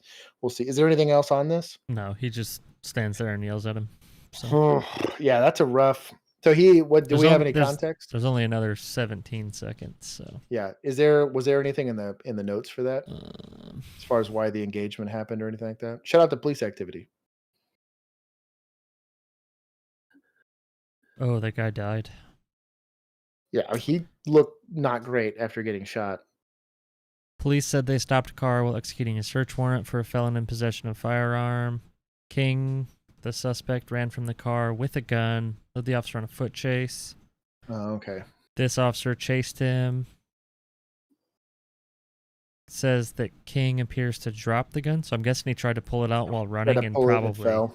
Yep. Yeah, he drops there. When he reaches for it, that's when he gets shot. Yep. Yeah. So.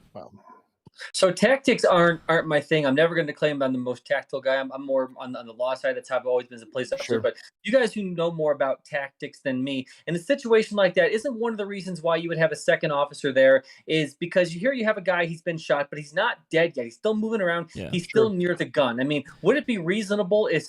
Once you're in a shooting, you're in it. I get that, officer. But if you have a second officer there, if this guy is still near the gun, he's not listening, would it make sense to back up to where you can still have visual of him behind cover or concealment and try to give commands until you have a bigger force array? Is that absolutely. a reasonable thing, or what do you guys think? Yeah. Yes. So, absolutely. He's kind of screwed where he was in that big field because he would have had to go so far away. Cover would have been pretty far, yeah. So that's why he just stayed right on him.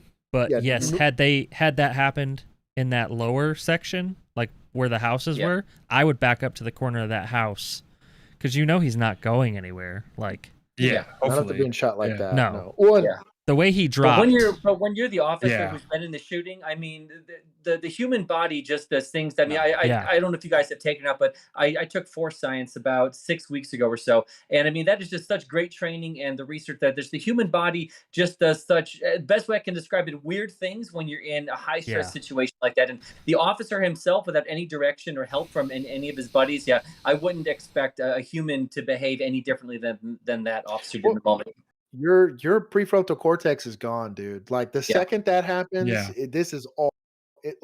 I don't want to call it just instinct because clearly he's doing things that he was trained on. Yeah, you will immediately when people talk about reverting to your highest level of training. Yeah, like that's precisely you just start to go through the motions. I remember vividly the first couple of uses of force I went into. I don't remember what the room looked like. I don't remember. I could barely remember the call text looking back on a lot of it, but I just remember. And you lose, and you move way too slow. Like when you watch the body cam, you're like, "What the fuck are you doing?" Yeah, tunnel vision, time slows down. It is so weird. It's a weird game. This is why I preach. Like everyone's like, "Oh, you learn how to be a cop in FTO." Well, fuck, man. Let's put some energy into the academy. Yeah, or SOPs that we're forced to memorize or something. Let's put some fucking thought into it. So whenever we're reverting back to our training before F2 even happened, you're doing stuff the right way.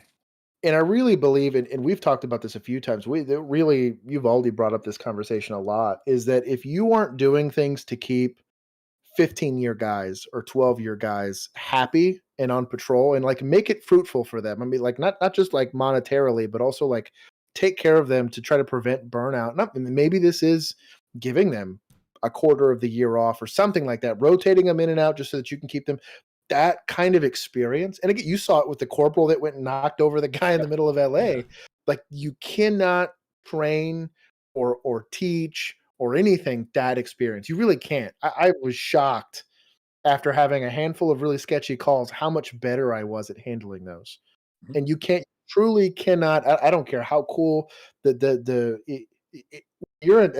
best example I can give is the guys in special forces in the military. That's not their first time doing stuff. You've clearly done a bunch of other stuff in any other MOS that you've already done. You try out for that, and then even then, like you're on like the super B team of special forces before they allow you to be like a tier 1. By the time you've made it there, you've already been in for 10 years. You've been kicking in doors and pointing guns at people because you can't train that person. You could give a rookie the same amount of training as you'd give these tier 1 guys, and they would absolutely shit the bed the second they have to go out and do the job. And we saw it was painfully apparent. Bill and I talk about that. In 2020, when we had 7 rookies straight out of field training on midnights in a city that's got 40 or 50 murders a year, that's got a bunch of training, and now there's a bunch of crime, and now there's George Floyd riots happening and all this kind of stuff. Like releasing them just out of field training by themselves with only 6 months of patrol experience by themselves is negligent at best. And you wonder why some of these calls happen. But you're doing nothing to retain. The reason why that shift was like that is they pissed off all those senior officers that would have kept us safe. They all left. They all either went to a different agency, they found a shift where they liked their supervision, and because you alienated those senior guys, they were left with 2-year Bill and I. Yep. And that's not a good. That would be as senior how would you officers on that shift. You know what I mean? Like if you were a 911 caller, how good would you feel knowing that it was a shooting in progress and the officers that were coming to you only had 2 years on experience? That's if you got us. That's if you got us. Like I don't know, man. Like the more people complain about it, the more people don't realize, well, you're doing nothing to retain skill.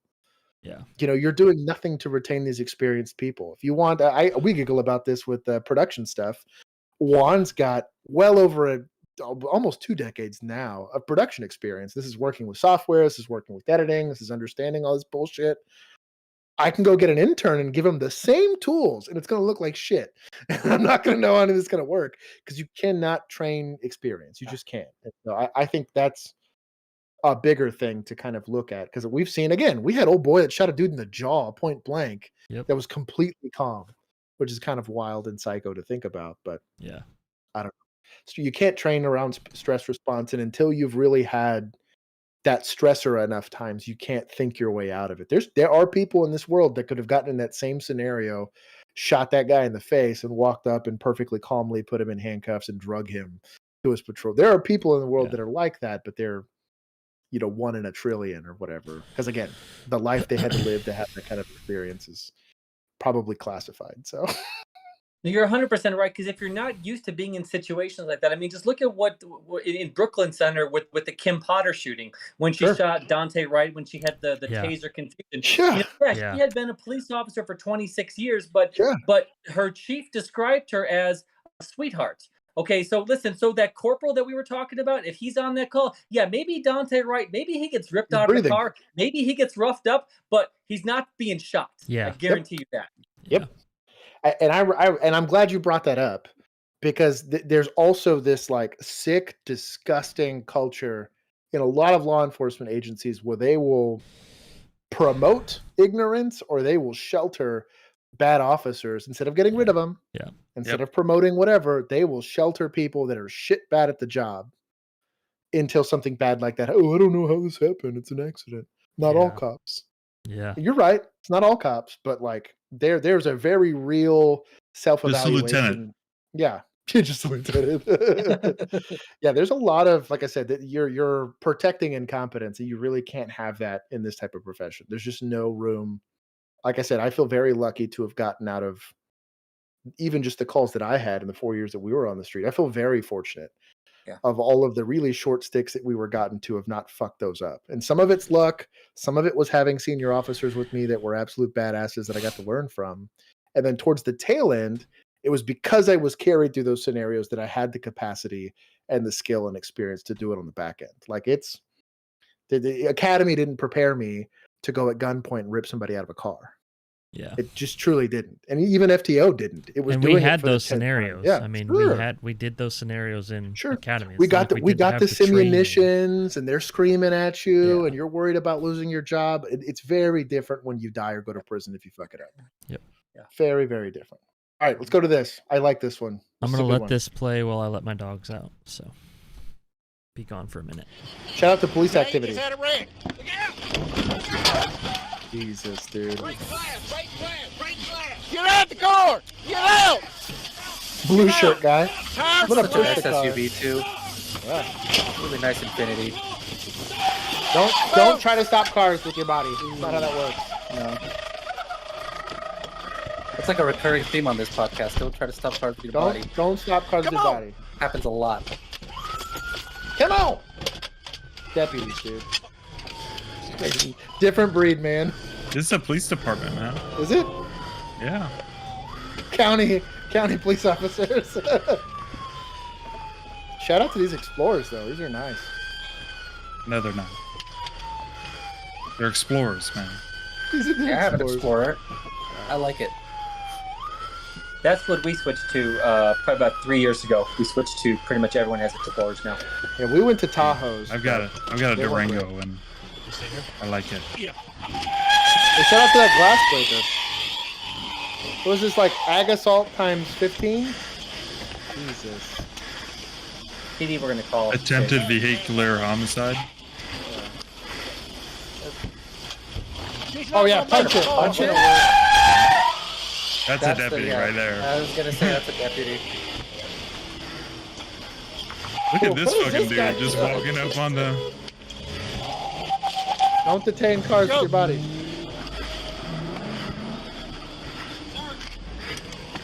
Someone needs to try a flying kick or something. Maybe that'll stop it.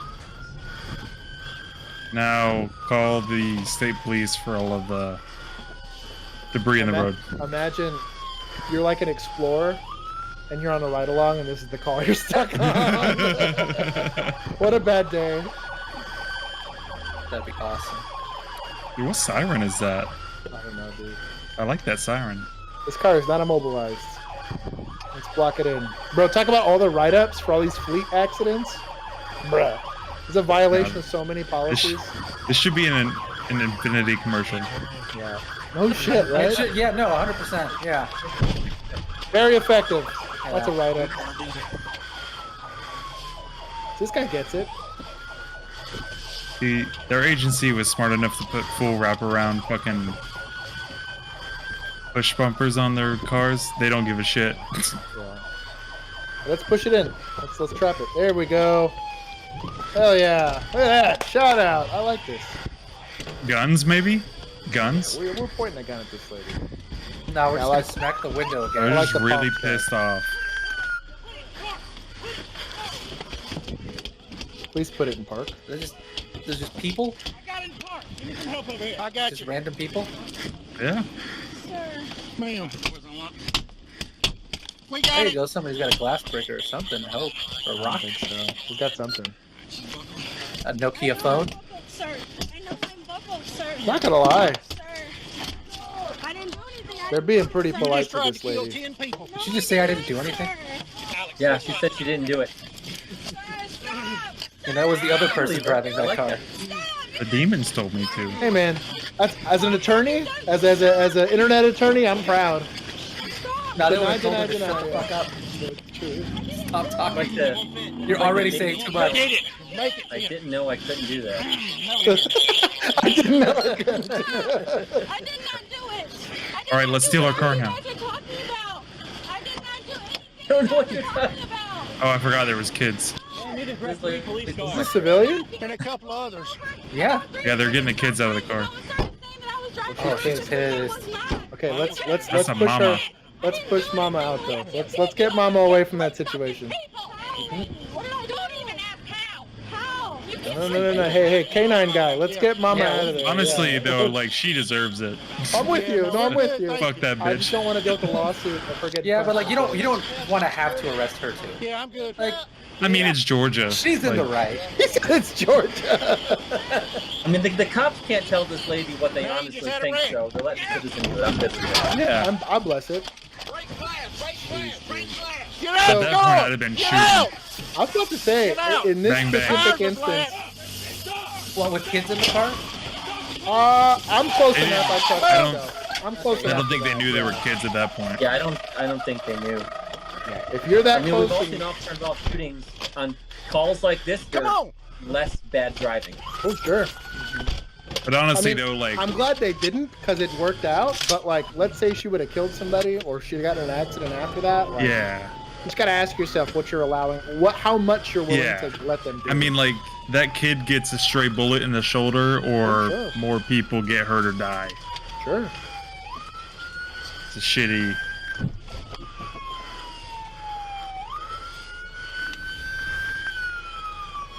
Or you hear him breathing? My guy. Yeah, he almost got ran over. Yeah.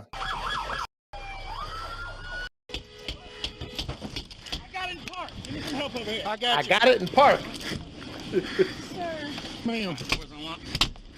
Ma'am. R.I.P. his I'd be done calling her ma'am at this point. Politeness. Well, that's a captain, so he's probably like, I know I'm buckled, sir. I know I'm buckled, sir. Yeah. Sir. I didn't do anything. I didn't do it, sir. You just tried to kill 10 people. No, I That didn't. seatbelt is mixed into those fat rolls. I can't do this. Someone else put me in the seat 2 seconds ago. Okay. Why are we putting a handcuff on? What are we doing here? I'm gonna armor. Probably hurts. I'm not gonna lie, they were pretty polite. This is I'm gonna bless this arrest on how polite they were. Make it Shout out to community policing, baby. All right.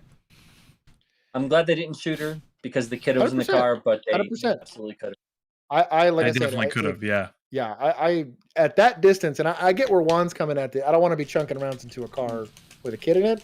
My fear, Yeah. though, is let's say this car didn't get immobilized, and she goes and wraps that car around a truck, and the kid dies. Yeah.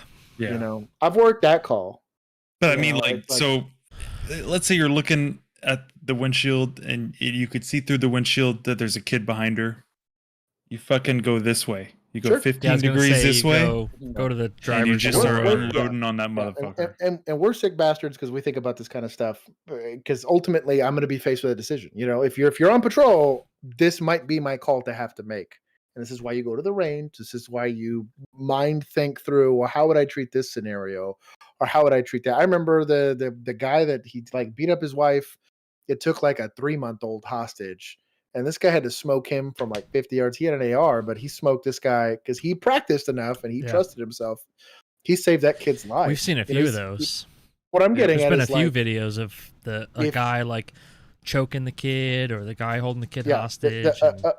being the Greenwood Mall John Wick guy, that is such an astronomically small percentage. Yeah. And even being an officer that's got to discharge his firearm is just an astronomically small percentage of officers ever get stuck in that situation. However, the likelihood's way higher. And I would rather, if my job is to be emergency response, I want to have already thought through that process. I've had plenty of, this is my line in the sand and I know how I'm going to address this situation, or I'm going to think through how would I do this in the safest way possible. If I got some lady that I know's do what?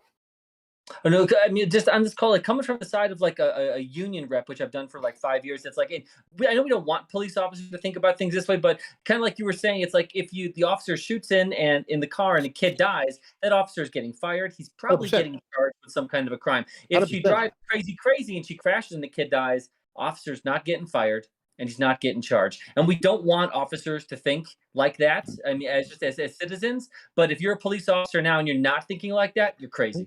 Yeah, 100%. And that's kind of why, like I said, it's why I'm not doing it now, to be honest. It's 100% of what pushed me out of doing it is like, I realized like I can't afford to be wrong.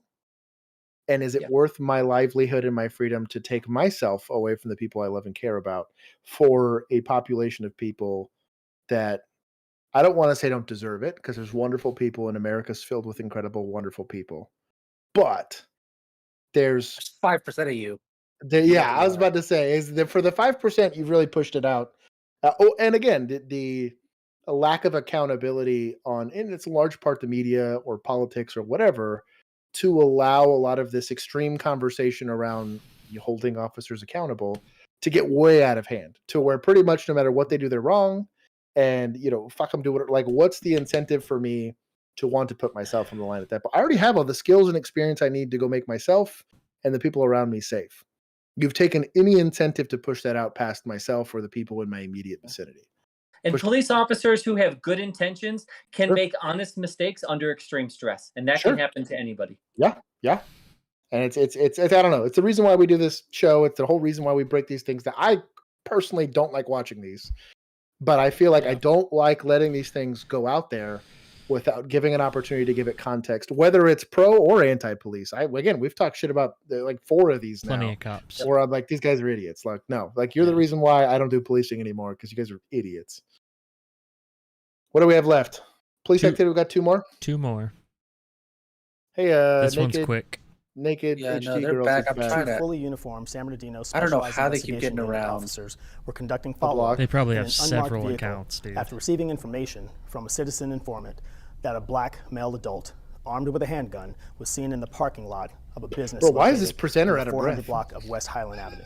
As Probably officers like the arrived, 18th they spotted take 2 they've had to males. do. One of them Trying to clearly look This one displaying a doesn't gun look in his good. waistband. This one, One of this the one, males, this later one's identified this as one's going to be 23-year-old questionable. Rob Marquise This one's Adams gonna of be San bad. Bernardino, saw the officer's vehicle, pulled the gun from his waistband, and began walking toward the officer's car.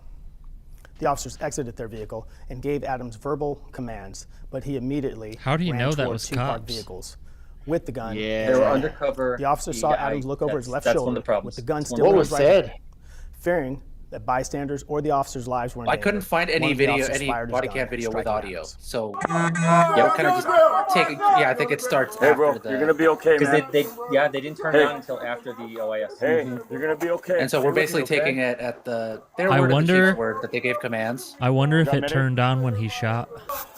Probably. No, I saw him do this. Most Well, ours- Axon 3s, whenever ours there's a used to- loud bang. Oh, is Yeah, there? ours would Okay. turn Yeah. on when you See would if they can shoot. get a trauma kit too in the next unit. I don't know, man. I don't That's, know. It's an Axon 3, so probably. That's rough. Yeah. So the issue and we're kind of where I immediately got heartburn is, I tell you what, a Nissan Altima rolls up on me in a parking lot while I'm chilling out there, I'm probably at least putting my hand on my gun. I'm Yeah. maybe not taking the thing out of my, and I just have 2 dudes, especially like, So you gotta think. it says that he was clearly displaying the gun in his waistband. So I saw the interview with like the chief of police that gave kind of their side of the story, and basically they were staking out an illegal gambling operation. This dude was essentially outside guarding it, and when they pulled up in their car, what they say is that he brandished the gun at them, basically as like a "Hey, I'm here guarding this place" thing, and that's when they popped out, gave him commands, and he ran for cover. So and I think you got to understand where this is taking place, right? So just by looking at it, was this an illegal gambling hall? Is that what they said? That's what is they're this saying. like Yeah. So this is probably a relatively low income area, right? That's probably rife with gang violence. I'm gonna be 100% honest. I wouldn't find it weird to have somebody react to people rolling up on them like that. Now, brandishing out and about is dumb, and even in Texas, where constitutional carries, it's perfectly legal what he did. And even the brandishing part of it, as brandishing is not going to be considered legal. Again, if the car rolls up on you like that, especially if it's already in a place that's surrounded by illicit stuff, you're constantly surrounded by gang violence, it's reasonable for him to believe he might be in some level of danger. Because I look at it from let's say he was actually getting robbed, right? Like, let's say this is the other Nissan Altimas that don't have insurance, have paper tags or whatever is rolling up on him. And he shot at those people that came out. If they rolled up on him like that, jumped out of that car, it's pretty reasonable to believe, in the totality of the circumstances, that I'm in a low, shitty income area full of gang violence. These guys are probably going to rob me. He had cash on him. You could see it. And I'm in a gambling place, so they probably know that I have cash, or I brought cash here. He's being paid in cash. Well, so that's what I'm what I'm getting at. Yeah. So would I bless that use of force if he decided to discharge when somebody pointed a gun at him? And the big thing that's going to hang them up on more than anything is whether or not they said police. If the words police did not leave their mouth, that's going to be 100% a bad shoot. Because it just looks like fucking goons coming out of them. In the same way that I think it's unreasonable for an officer to tolerate furtive movements while pursuing a fleeing felon, I can't expect civilians to sit there. And it's my issue that I always get heartburn when it comes to no-knock warrants. If you're going to do a no-knock warrant, do it with a shield. Do it behind the safety of an armored vehicle. Don't do it in my fucking house. Well, and on top of that, why don't you just surround the whole thing and hit it with 20 guys? If you're worried about the destruction of evidence, or there's like a hostage situation or something crazy, and this is why you're having to do it, fine. If you can meet the level that your citizens will want to have a judge sign off on something like that, fine. But that reasonable expectation of fear, that street goes both ways. And it's every single time. When I did interactions as a law enforcement officer, I would always clearly articulate who I was, clearly articulate why I was there. And sometimes it's a bang bang situation, but like, I always think about how is this person going to perceive my interaction with them? Not just from a legal standpoint, but also from I don't want to put them in a situation where they think I'm just some gangbanger rolling up on them, because I'm worried about gangbangers rolling up on me, because that's the place that I was policing. So that's a real, it's gray, leaning really far towards not a good shoot, to be, in my personal opinion. So here's a question, because this has come up in a couple of shootings like this. What's kind of the reasonable amount of time between yelling police and somebody actually being able to understand that you're yelling police and who you are and what you're doing? And that's why I put it in this gray area. So let's say they let's say they're yelling police while they're driving up. This is still a Nissan Altima. I don't see uniforms. I don't see any. This is a completely unmarked Nissan Altima. Anybody can yell police at me, to be honest. You know what I'm saying? And so when we had narcotics units that would work in our areas and they knew they were going to have to approach somebody, they would stage uniformed officers for this very reason. That's exactly correct. Yes. They would sit there. They would they would find the location. They would be scoping they'd be in some shitty Honda Civic, right? Scoping out the place. They'd see their person of interest roll up and they'd say, okay, bring PD now. I'm pretty sure he's in a uniform. Yeah. Oh, and I'm with you. The second right. I'm she saying emerges, yeah. So go back a little bit more, because he starts running before they're really fully out of the car. And so my question is, how much time does he have to conceptualize, oh, these are cops versus, oh, this is, sure. So I'm guessing to make his decision. I'm guessing that's a weapon-mounted light, and as soon as he pointed it, he said police. Yeah. I would be shocked if that's not the first thing he said out of his mouth. Sure. And I'll give a little pushback as far as tactics are concerned on this specific call. And the only reason why I'll say this is, a lot of times if I'm going to run into a situation like this, probably not driving past my person of interest. If they're getting called for a person brandishing a weapon, probably also staging and approaching on foot, because I don't want to be stuck in my car. Let's say this guy's a bad dude, right? And for all intents and purposes, he's hanging out with cash in his pocket and a gun in his waist in an illegal gambling place. I'm not here to prejudge people. Everyone does shitty things in their life, but I'm going to assume he's engaged in some criminal activity, right? And so, do I want police interacting with these people? Yes. But from a tactic standpoint, had they approached on foot, or had they approached in a marked unit, or had marked units with them, and I get it that sometimes you're just in the wrong place at the wrong time, but if you're leveraging better tactics, you're probably avoiding this situation. And let's say it goes down that way, right? Let's say he runs, we shoot him in the back no matter what happens. at least you have a better argument for saying that there's no reason that he shouldn't have known these were officers. And he ran and he pulled the gun out and he got smoked. But you have to do something. And I think it's a gray area here on what is reasonable. And you have to convince a jury that it wasn't a reasonable enough. There's not a hard line in the sand that says there's nothing in the statute of elements or in the statutes that's going to say you have to have a marked car and at least 2 uniformed officers and utter. Because what if he speaks Spanish? Mm-hmm. I say officer's going to be, I don't know what the fuck that means. He could be yelling. I don't know. I don't know if he actually got yeah. the gun out. Yeah. But I mean, it sure looks like he's trying to pull something out. So sure. Yeah. So it's there's a freeze frame I've seen. I don't know if it was from this angle. It might have been from the body cam angle where he does have it in his hand. It wasn't up. It was down, like down here. But I don't know. Like the freeze frame was it's not conclusive on whether he ever pointed it or not or any of that stuff. And he's an idiot for concealing a handgun in California anyways. Oh, yeah. He chucked it over the building. Yeah. Oh, okay. Oh, damn. This is probably one of those situations where we could think about the police officers probably did tactically and reasonably almost everything wrong up until the point that they actually shot. At the exact moment that they shot, even though they made all those mistakes, at the exact moment that they shot, the guy was pulling out a gun. Yeah. So it's one of the things, is there bad behavior or poor tactics or mistakes that they made? Is that enough to make it so it would be unreasonable in the moment? And this is probably one of those shootings where legally they're probably going to be okay, but because they made so many mistakes before, this is like a policy nightmare of exactly what happened, and a management failure that this could happen. But the exact moment that they pulled the trigger is probably justified, even though we all just hate how they got there. Oh, 100%. Yeah. And all I'm saying is if I was a civil suits attorney, I'd This be is a looking $10 at million my job. This would pay off all of my law school loans. Yes. 100%. Yeah. Oh yeah. And that's kind of why we have this discussion. Yeah. Is do you need to be meeting and engaging in the criminal element, doing criminal things? Yes. Is that going to require you pointing guns at people and possibly having to shoot them? Yes. But be smart about it and understand that through the lens that this is going to be seen in, because you could have accomplished the exact same thing. You get the same call text, right? You could have accomplished the exact same thing, approaching on foot, seeing him through the alleyway and say, hey, give me everybody cove. Mm-hmm.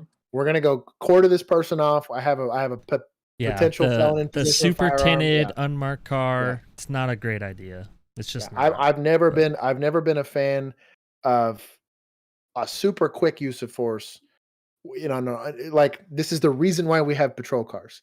Is the reason why we have rules. And for me, it's because I don't want to live in a place where just a bunch of goons can roll out of a van and just sweep me up in the middle of nowhere. I agree. Because Karen decided to call because she didn't like that I was carrying a firearm.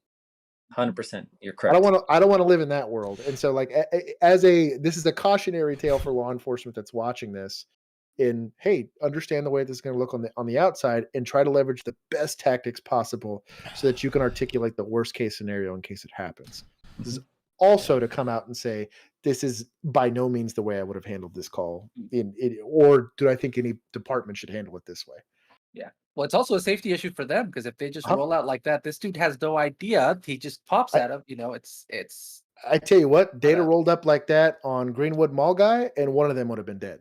Mm-hmm. At least one of them. Yep. They got lucky that this guy wasn't trying to shoot cops, and also probably even if he did discharge his firearm, probably wouldn't have hit anybody like the other guy. Yeah. But you roll, and on one of these days I'll give you guys the story of the poofy jacket guy. But there was a guy that got in a shooting that I showed up to seconds after it happened, like an idiot. I didn't realize that was the case, and John Wick hit a guy from damn near the same distance and perfectly. And I'm if I made scene 30 seconds sooner and he hated cops, there's no way I win that gunfight. Yeah. No way. He'd have killed me dead in my car. Yep. Just be careful on how you roll up on people and understand what you're walking into. This the last one? Yep. Shout out. Yeah, the scariest. Yeah, I got more partners coming. It's a pretty secure. Was this like a dorm? This is really secure apartments. Yeah, Apartment apartments. complex. Minneapolis. Mm-hmm. Well, so the apartments that I lived in were similar to this, where you had to have you had extra levels of security essentially that only tenants can get into like that. Yeah, we had a few of those where we worked where we couldn't even get in to answer calls. Yeah. We had to wait for people to let us in because the apartments would never give us a code that worked. Yeah, ours were nice. We had a key card.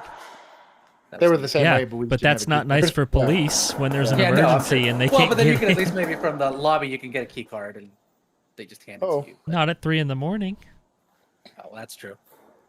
We lost him. We lost Daniel. Go check out Daniel at Police.Law.News. I wonder if his phone died. Probably. We have been going for 2 hours and 15 minutes. 341. If you want to have the caller come to the north side stairwell. Shout out for not standing in the doorway. There's like a fisheye lens here, so it makes it seem like he's more into it than he is. Yeah. Yeah, that's me. Yeah, that's me. I've been there. Police! He's announced. Police! Also, what I hated about yelling police is I'm telling them how to shoot at me. Jesus Christ, dude. Fuck. That kind of scared me. Jesus. Shots fired inside the north stairwell. I'm not here. That got me good, dude. Oh, dude. Fuck. Hey, Ho, why don't you get off the radio?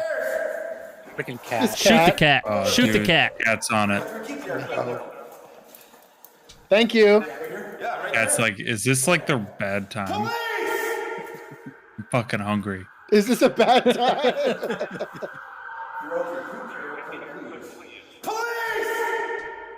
I think he knows. He shot at you. Yeah, I think he knows. Come on, Hey, shout out for announcing that. close the door. How about you come this way and get out of the fucking building? So is that an apartment or is that a hallway to a row of apartments? That's a hallway to a row of apartments. Okay.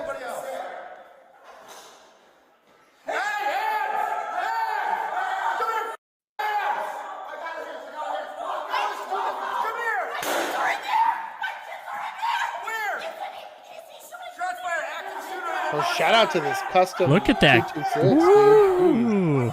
What a Gucci gun. Yeah, but like, Calm down, Nancy. Oh, dude. Shout out. Tactical Kitty, Ginger. let's go, man. Though, like, I don't know that I'm running into that, to be honest. no, I mean, fuck it. Is he barricaded now? You can see the shell casings in the floor. Shots are coming from apartment 318 on the northeast corner. Police! Shots from 318 northeast corner. Here, Rick. Yeah. I like it. Shout out to this guy. He's a sergeant, too. Blue shirt guy's got it figured out. They're probably all wearing blue shirts. Yeah, well, oh boy. Look at that. Suppressed Look at the rifle? can. Hell yeah. Whatever. That's a part-time SWAT guy right there. Well, they don't want to wake anybody up. One. I think Minneapolis rates suppressors. This is what we For need patrol. external. Really? Well, we need Minnesota. That'd be The nice. Insider Minnesota info. What's going on, Alec? Also, Alfredo. Hey, shout out to that Streamlight ProTech. I recognize that.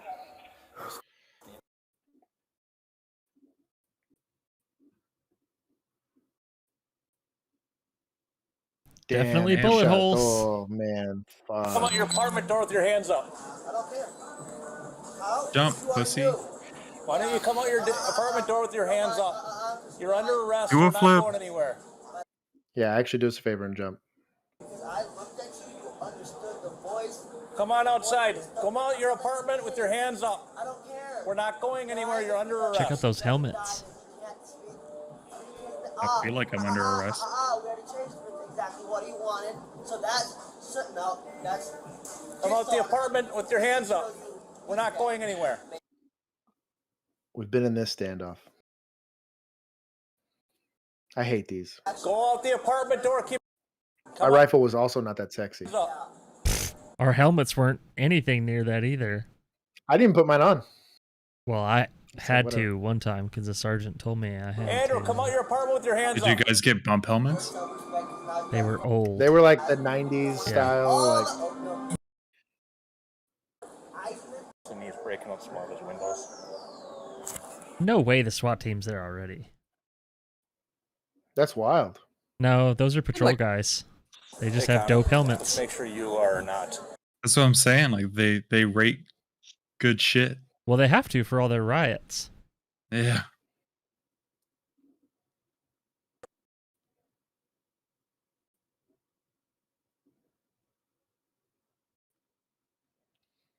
In fact, Conan, why don't I have you go over there?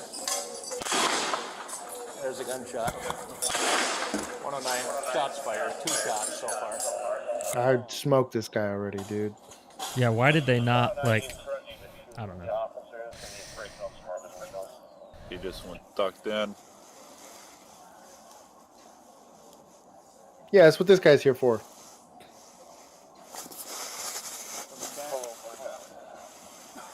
All right, no way this dude's part-time SWAT. No, this man's. Can't see it.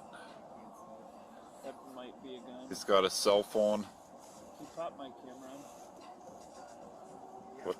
What's that? Camera? You want it on? Yeah. It's on. He's waving something around in there. Gun. Gun.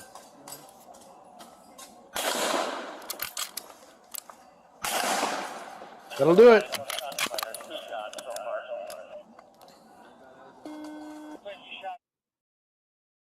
That'll do it. Damn. Hell yeah. That was... Also, fuck this title. Body cam shows police sniper shooting allegedly armed Minnesota man. The fuck do you mean allegedly? Hey, they don't want to get sued. Fuck them. Fuck this channel. They're law and crime. They know that they can get sued for not using Fuck allegedly. them. Fuck them. It's at the end of the stream. I don't care. Fuck them. What about, were they imaginary bullets? I mean, it could have been a different guy. Not the guy hanging out the apartment. You know, Right. Not the Right, guy maybe there that, were not the guy that was two. in the apartment where the shell casings were on the floor in front of, with the bullet holes in the metal door. What if he Objection. didn't have arms Hearsay. and he was shooting with his feet, John? Hearsay. So what? What does that change? Hearsay. Well, then he's not armed. He's legged. Sean. Objection. He's an objection hearsay. He's a Oh my legged goodness. man. But I appreciate everyone that has stopped by today. Caden, you would say allegedly. Sean's muted. I muted Sean. You muted Sean. He did. We got 21 likes today. All right. I appreciate all the likes that we've gotten on the stream. Sean is banished to his He's island of unmuted. silence. He's Yeah. unmuted. All right, mute him again. I want to thank Daniel. I believe we killed his phone. I want to thank him for joining us. He That gave a lot of sucks really because good I want to insight. talk to him about something, so he better come back next week. We'll see. I will go and we will chit chat about some stuff. We'll see if he hops back on. But for the rest of the audience, I appreciate you guys joining us for our Thursday stream. Like I said, we stream twice a week. We have Tactical Tuesdays where we play video games and shoot bad guys and stuff like that. Then on Thursdays, like this Thursday, we stream these live every day, Thursday at 7:30 Central Time. And we break down body cam footage and stuff like that. The way we pick what we end up doing comes from our Patreon group. Our Patreon group is as little as $1 a month. It gives you access to our Discord, and our Discord is how you can harass us at all times of the day, which they tend to, which I love them for. I want to give a big shout out to Daniel at Police.Law.News. We will try to link his channel in the description there. He's got a really cool TikTok. Go check that out. He's always up to date on the newest case law changes and stories and news and events. He does them like the day of. So shout out to him for that because we're only doing this twice a week. And I got a bunch of cool stuff. He still works the job. He's so still actively. It's yeah, very so impressive. Yeah, old boy's like damn near 20 years in. So give some love to that guy. Also, shout out to Chris the Cop. He's a real big contributor to the channel as well. Go check out his YouTube channel and our little Padawan. 68 whiskey or whiskey 869, whatever. 68 whiskey. 69 420 whiskey. Yeah. Go check out his channel. He's a really cool guy. He's been a really cool contributor to our Tactical Tuesdays. Also, still currently doing the job, so he's much braver than us. I want to thank Sean for still giving a damn to do the job as well. Hell Sean, yeah, brother. good, awesome. Again, one of our OG Patreon supporters and one of my favorite people as far as our Discord is concerned. And go check us out on TikTok. We're also on Instagram. We just cracked 1,000. Shout out to everybody that's following us on Instagram because you made that happen. I appreciate it. And then we have a new admin skit if you're watching this live. So go check us out on TikTok. And I don't think I forgot anything. We have merch. Go check it out on our link tree. You can go buy merch. It's like another way that you can support the channel, or just simply drop a like and subscribe to this because most people aren't. We go live twice a week, and we also have a bunch of cool produced stuff that should be coming out here shortly. Do I have anything? Did I miss anything? Nope. Do the zoom in. We're going to do our awkward zoom in so that we can have something as we leave. I'll give it to you guys. We're also going to give a big special shout out to producer Juan because he spends a lot of time editing this stuff. Hey, Cheesy just gave us a oh my god, super chat. Cheesy Waffle. Super thank you to Cheesy Waffle. He's a second responder, but in Ready or Not, he's like a 0.5 responder because he's incredible. Zoom in so and I love him. We can have something Sending us money from his bougie job. His fucking couch that he's sitting on right now. Producer Juan.